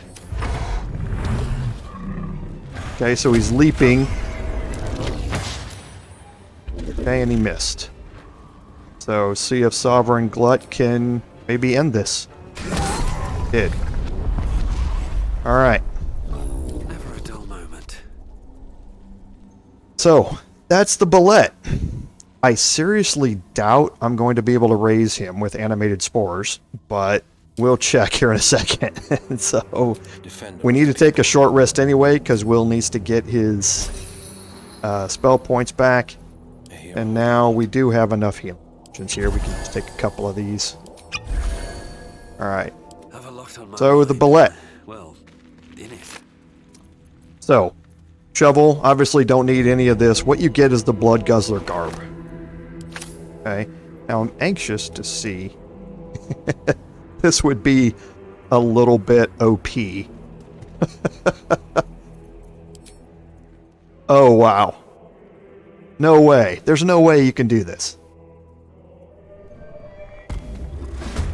Wow. That's great. That's just awesome. That's just what that is. That's just awesome. Oh, wow. You can't heal them. I don't believe you can heal them. Do I have a scroll?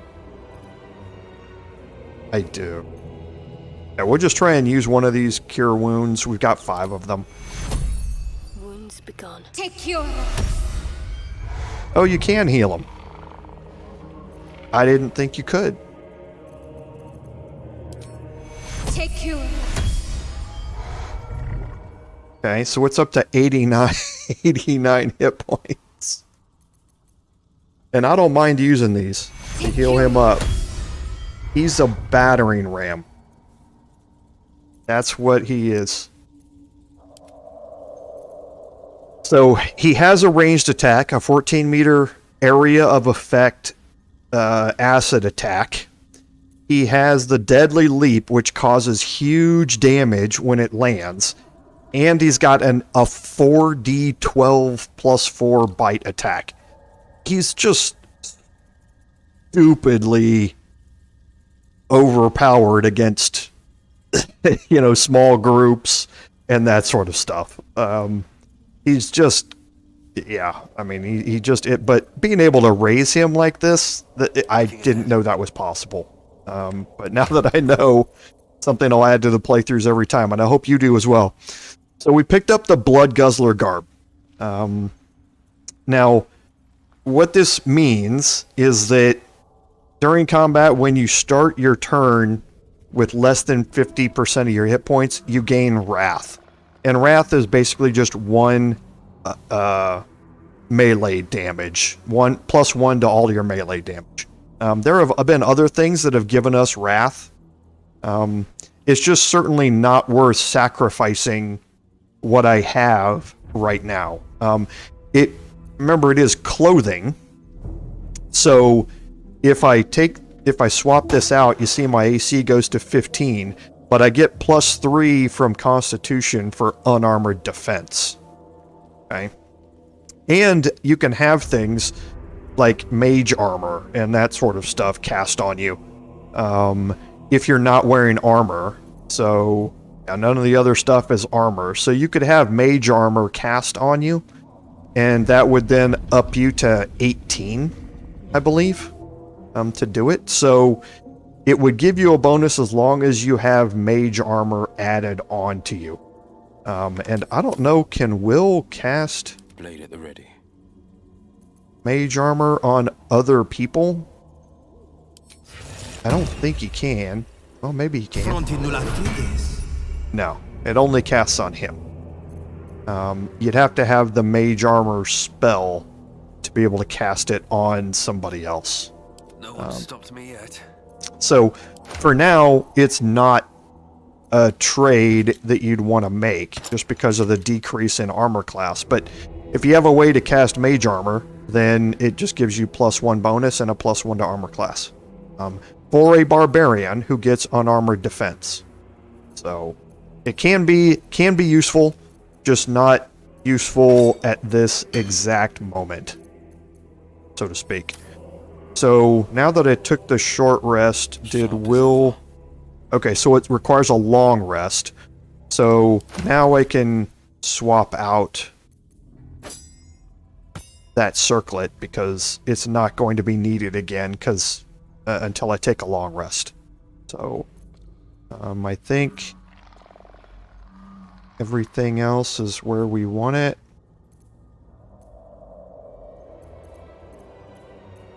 Just quickly making sure. Okay. So, alright, so we got the Bulette with us. So, there's at least 2 locations where the Bulette encounter can trigger, and this is one of them. This is by far the safer place to do it, rather than being up on the pathway up there. This is just so crazy. Sorry, I'm gonna keep commenting on that all the time. It's just nuts. that the Bulette is now a follower. It's going to come in so useful in the fight down here. So it's not even going to be funny. Okay. So where we're going to end up going now is into Moving ahead. Spent much time in the end.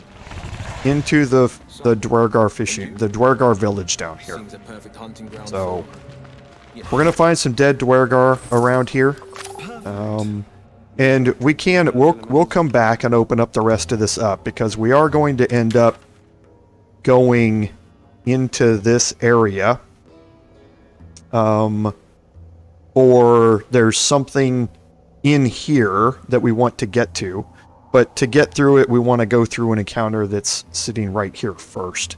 So I think we are going to head down here toward the Deurgar village and kill them, because we want to get rid of Glut as well, I think.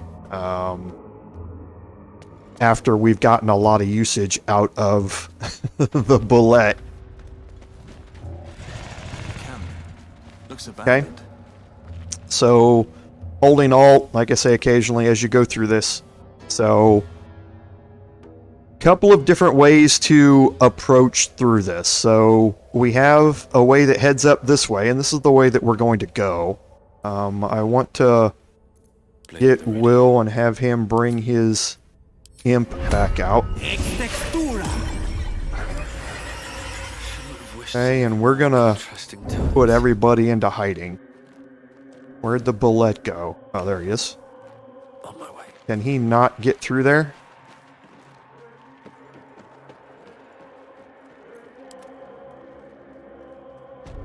Yeah, he can. Just have to manually do it. Better make my next move. Light on my feet.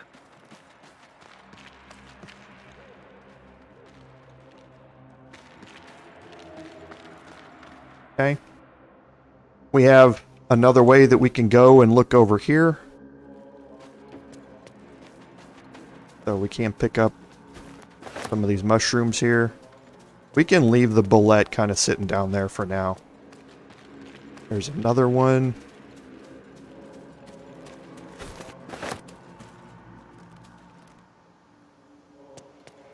Okay. You see it brings us out here to this area. Now, I haven't found a use for being out here yet, or coming out onto these things yet. There's nowhere to Misty Step over to any of this stuff, so not entirely sure why this whole thing is here other than just decoration.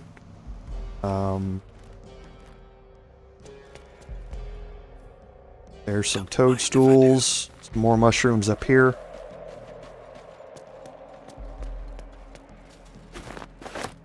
And you can see we're kind of getting up towards some stuff up here, but it's really just the other entrance into this village. We already passed this area once.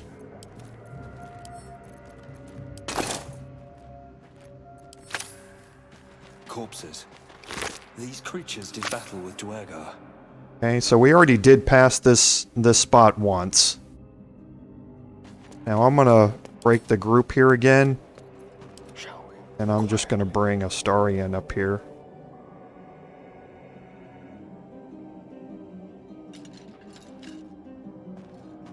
Okay.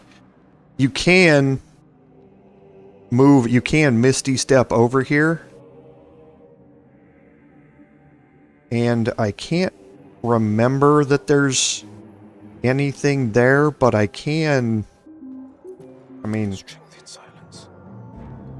I could Misty Step over there, but I'd prefer to hold on to that Misty Step in case I really need it for something. Okay, so now you can see our map, this area up here. This area up here is opened up by, you know, coming into this area and into this encounter up here, which we're going to do just not right this second. So we're going to continue heading. Now we're going to head back the way we were. We can come explore down this way.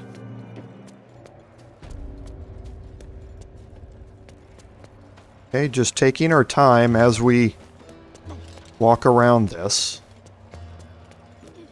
Okay, not trying to stretch too far or go too far in any one turn.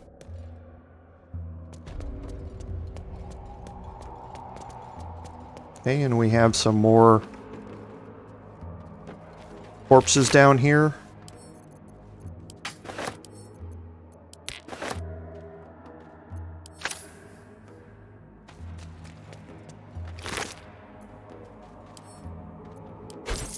Okay, and the short sword of First Blood. This is an interesting weapon. You've seen it before in my previous playthroughs. Right now I've got a +1 short sword and a +1 short sword. Basically is what they both are. The short sword of the First Blood has the Break the Unbroken trait to it, which means that if the target still has all their hit points, meaning you're the first one getting an attack on them, you do an additional 1d8. If they don't have it, then it's still the regular 1d6, it's just not +1. So I'd be sacrificing a +1 weapon enchantment to gain a conditional 1d8. Okay, so that's what's happening here. I'm more than willing to make that trade, to possibly be within melee range of an undamaged target and get an additional 1d8 on that main hand strike, followed up by a 1d6 in the offhand +1 to take that over just the +1 weapon enchantment. So I'm going to lose a +1 to hit and to damage, but I think I'm overcoming that with sneak attacks and that sort of stuff as well. So just an upgrade for me, again, might not be for you. So here you can see we have a way down. We have a rope netting here that would lead us down here into this bottom area with some more burned up corpses that would take you into this area here. You can also continue along this way into this area around here, and there's another rope netting here which takes you down to this level, and another rope netting here which takes you down to the ground. Okay, so you have a couple of ways to get down there to the bottom. What I'm going to do is trying to think how I want to do this playthrough. I think I am going to stay up here this time. I may move the Bulette down here once I get kind of situated up here, so to speak. But for now, we're just going to move down here, and we're going to look at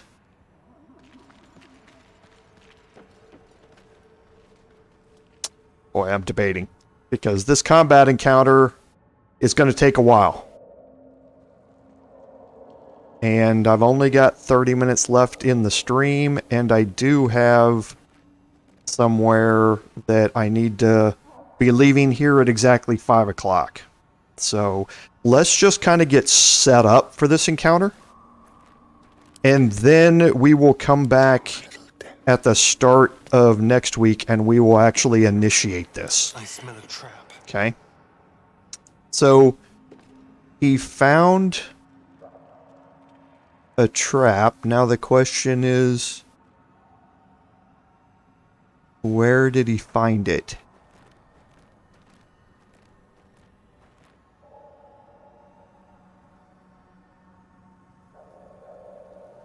I'm just moving my mouse around here.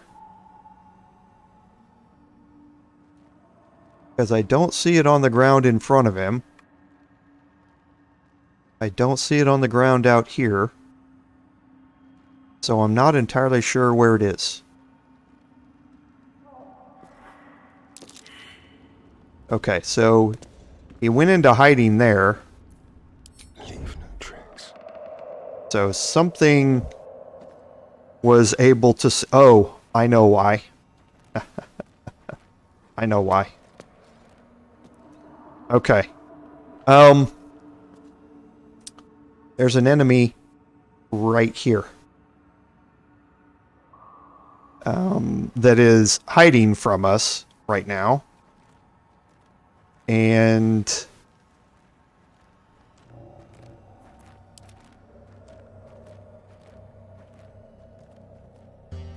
trying to think about how I want to play this. Because I don't know if I can jump and get in there without triggering there. Because you can see there are detection cones.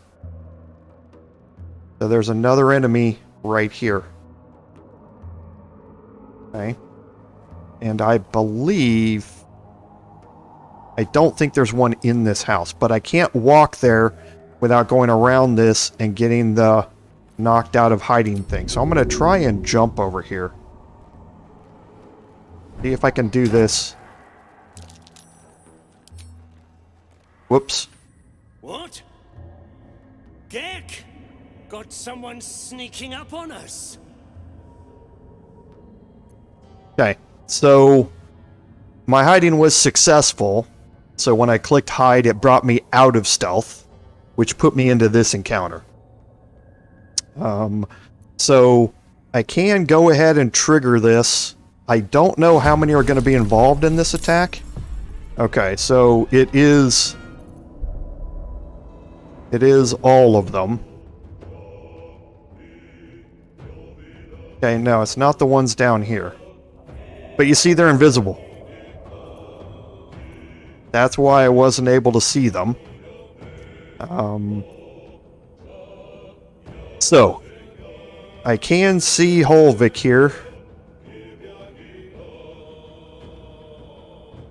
And the two that are invisible, like I say, one is right here, I know.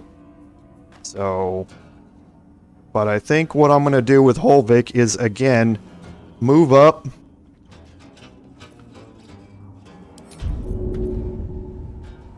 And I'm not going to go through this entire...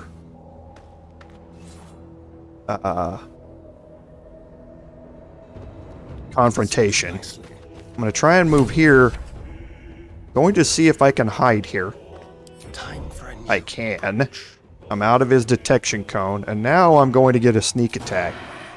So remember, I'm getting the Sword of the First Blood doubled, plus doubled again on my offhand attack because it's a sneak attack. So let's see what happens here with Holvik. Okay.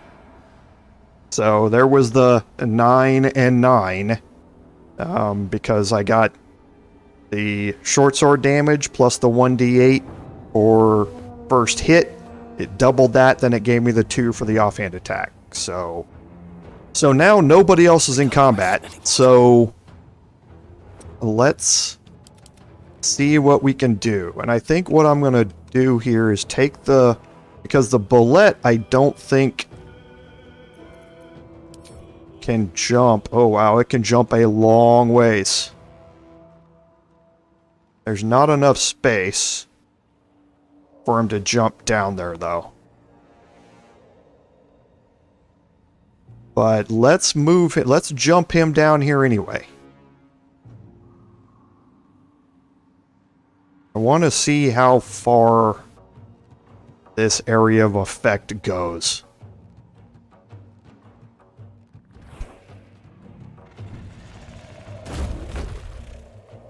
Okay, so it didn't reach there.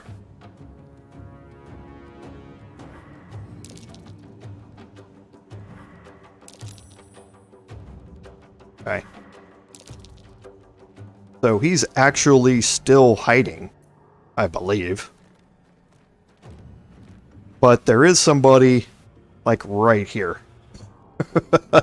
So they're in for a world of hurt, I think. Because the Bulette is right there next to them. So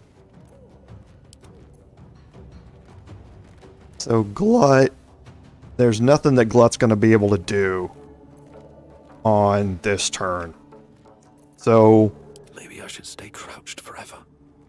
I do want to frenzy and then immediately get my Barbarian seen. So I'm going to dash here with him. I'm going to run into here so that now he gets lightning charges. Whoops, he's hiding.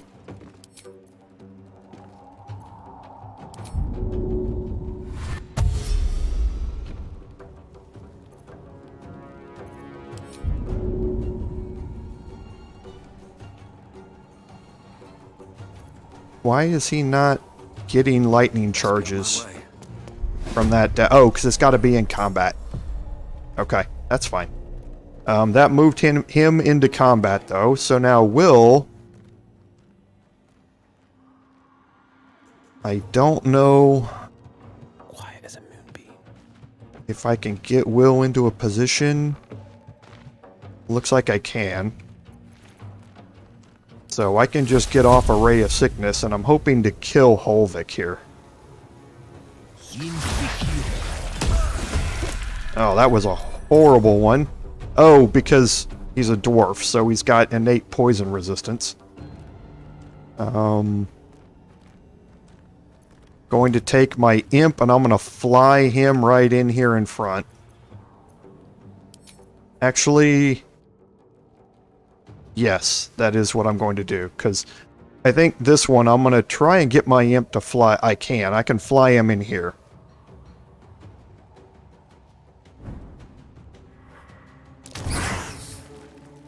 Okay. I'm going to go over here and make an attack here.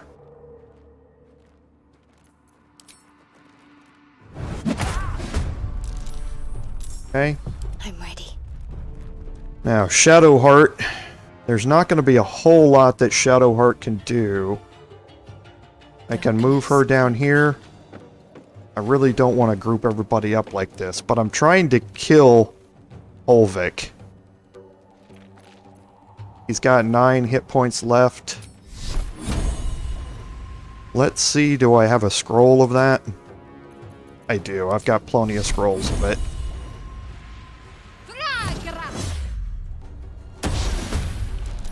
Missed. Wow. Okay. So that's all we can do before I get Glut and the Bulette into combat here. Let's just end our turn. Okay. Alright. See, there's the hide I was talking about. Okay, so see, there is a hidden one here. Lurgan is here. The Bulette is about to make his world a serious problem.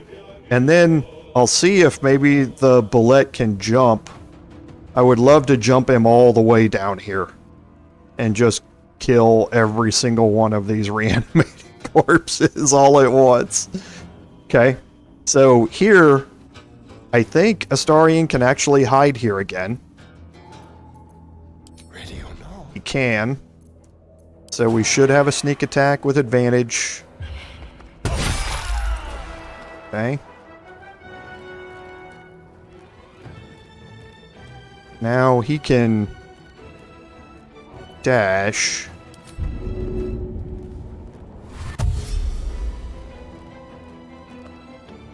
And kind of get him in a position to be able to Let's move.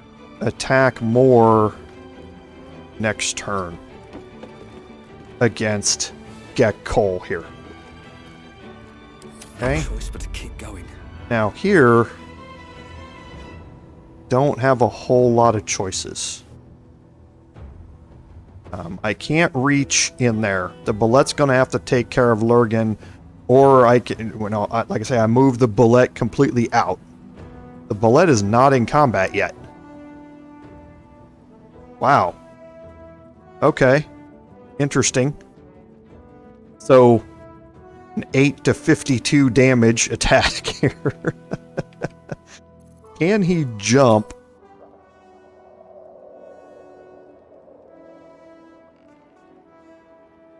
Oh boy, he can jump right there.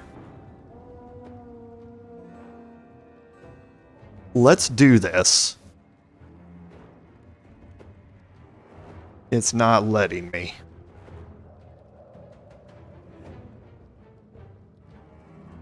Nope. Maybe there's a vertical distance there that I'm having to get around that it's not working with. So let's see if I can do here.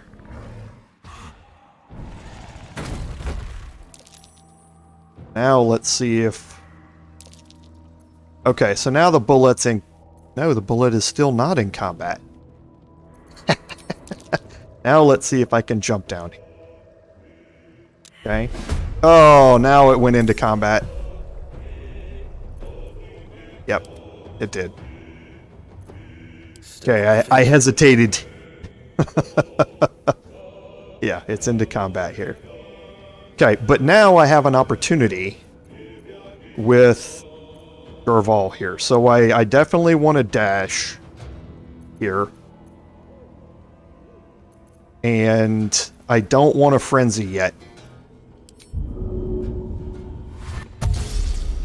Okay, I want to dash.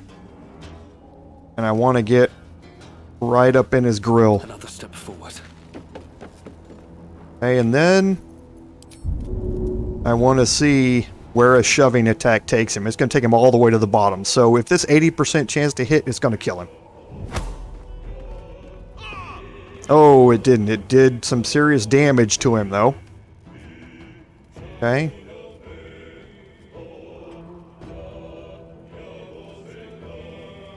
And now I can get myself down here. Because this is where the fun's going to be. I also have Sovereign Glut that's still not in combat.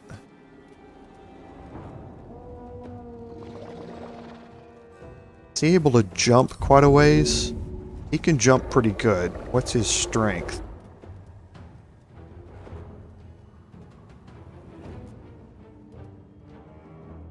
Okay. Can he get around behind? I don't... He can only get up to there, and I don't think he'll be able to jump up to there from that location. But he can move around this way.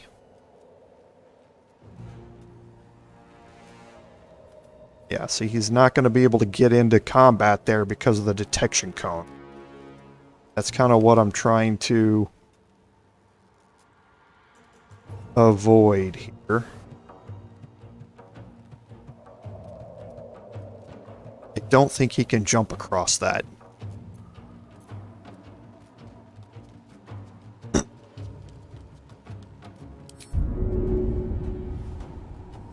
He can jump there from there, so we'll see if he gets detected while he does this. Yep, he did. His hide, if his hide would have succeeded, he might have been able to make that. So I wanted to get him up behind this guy and try and initiate an attack on him that way, but I wasn't able to. So, alright, so I still have a jump available to me.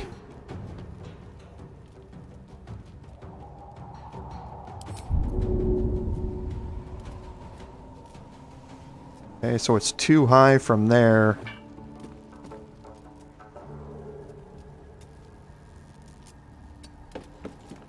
Can I jump now? Yes, I can. Okay. So that's going to cause some additional damage there on him. The glowing gems have... Kind of afraid of what happens if those things actually run out of health. I hope they're not explosive. Concentrate. Okay.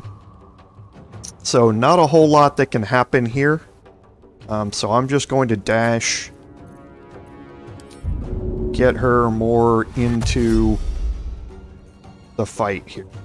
So I'll bring her down here.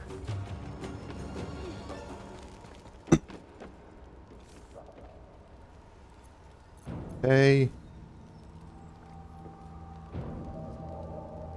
And I think that's good for now. So now all these reanimated corpses are going to dash and come up that ladder.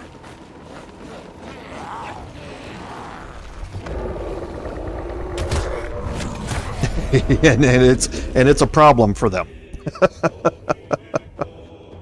Normally what you can very easily do is just destroy this rope ladder, and they will stay down here, or they will try and make their way up this rope ladder and come the long way around.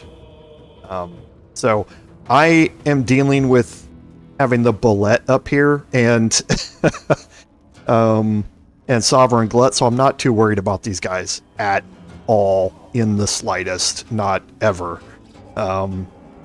They're just like I say, gonna have a bad day.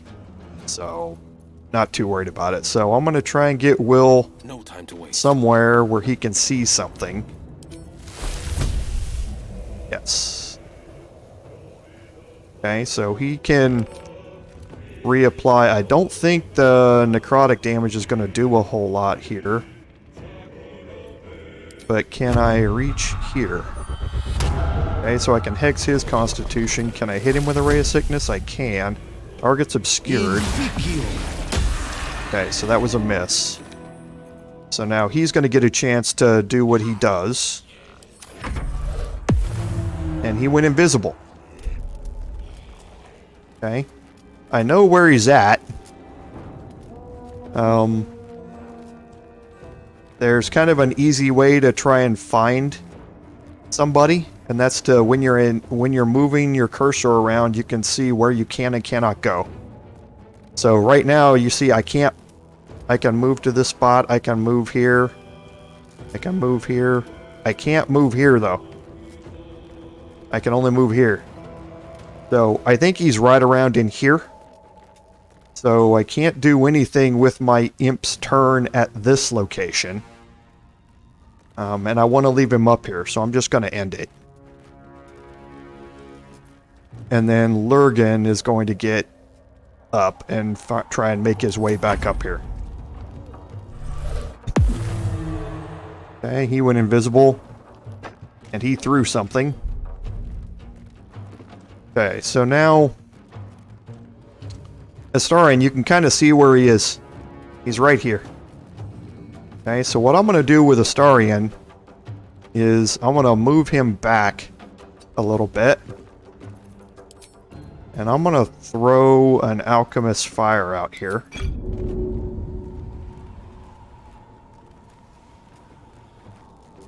Okay. And this is going to damage the imp.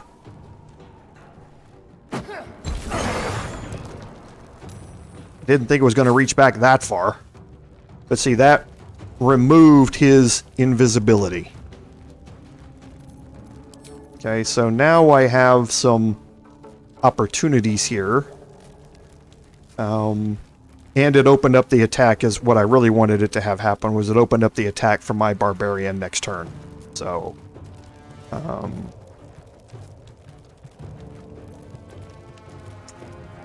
I need one hit point. I've got 2 bonus actions, so let's just go in with an offhand attack in here. And yes, I know I'm walking into the fire. And then I'm going to bite him. Okay. Now, I'm obviously going to Frenzy.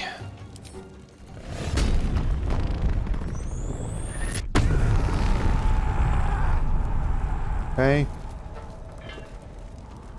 think I can probably end this with a reckless attack. 70% chance to hit.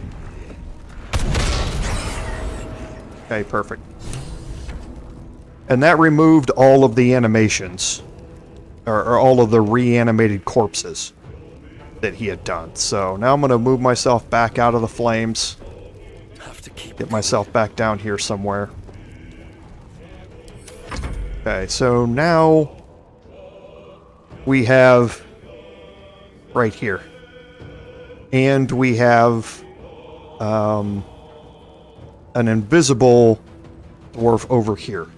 I don't think he can use this rope ladder. Yeah, he can't.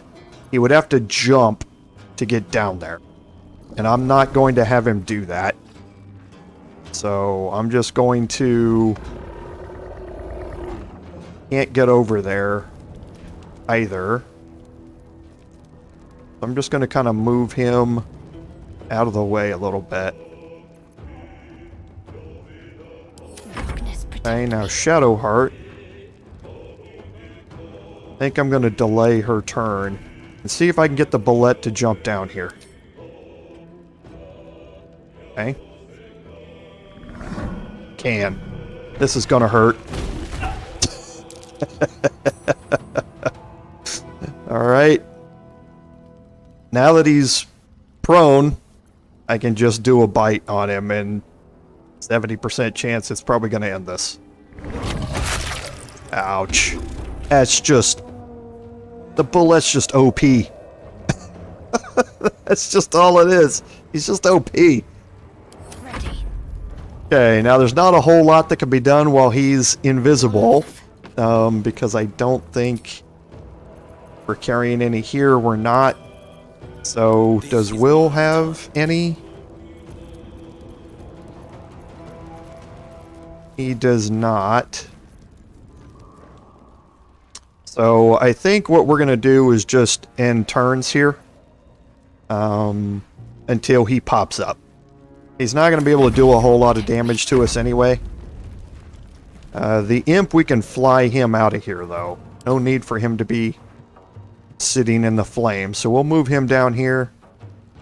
Actually, we'll move him up here first.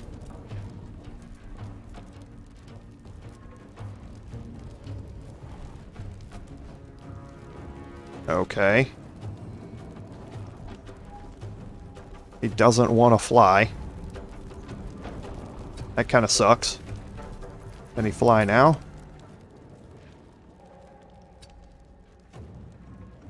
Not enough movement to get all the way down there now. Yeah, can't do it. Because of the weird high ground he's on. He's just not able to get down there. So...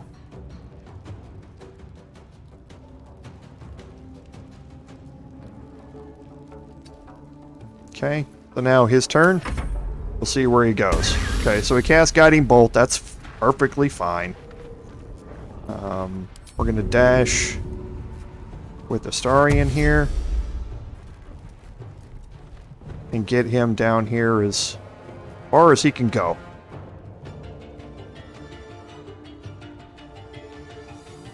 Yes, here.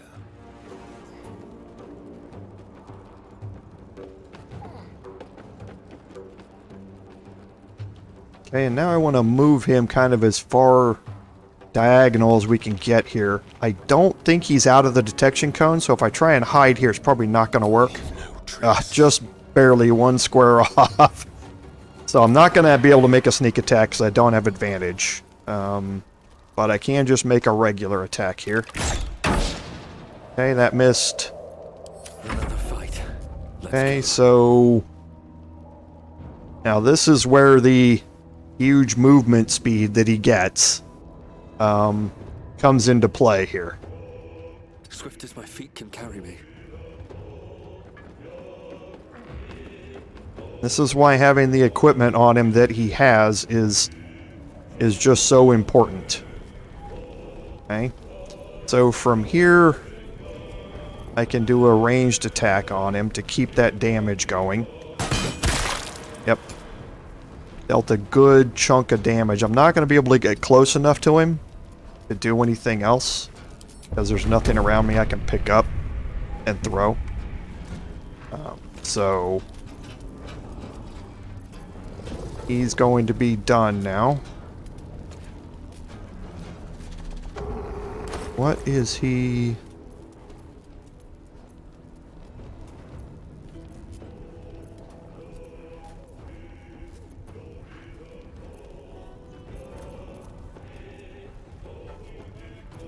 Sorry, I'm looking for something in his... Okay, so it was the gloves that gave him the additional 15 hit points. Okay. So... Alright, so nothing else I can do down here now. And again, Glut can't reach down here. So, nothing that we can do here. Shadowheart can probably get a ranged attack. Just barely. Might as well try, though. Oh, wow. Nice shot. Okay. So. I'm ready. Pretty impressive. Especially with the Bulette putting in work. I'm behind. So, where is... So, why is Will not... Oh, because Glut's in the way? I'm exhausted. Better find somewhere to camp. Come down here, please, Will.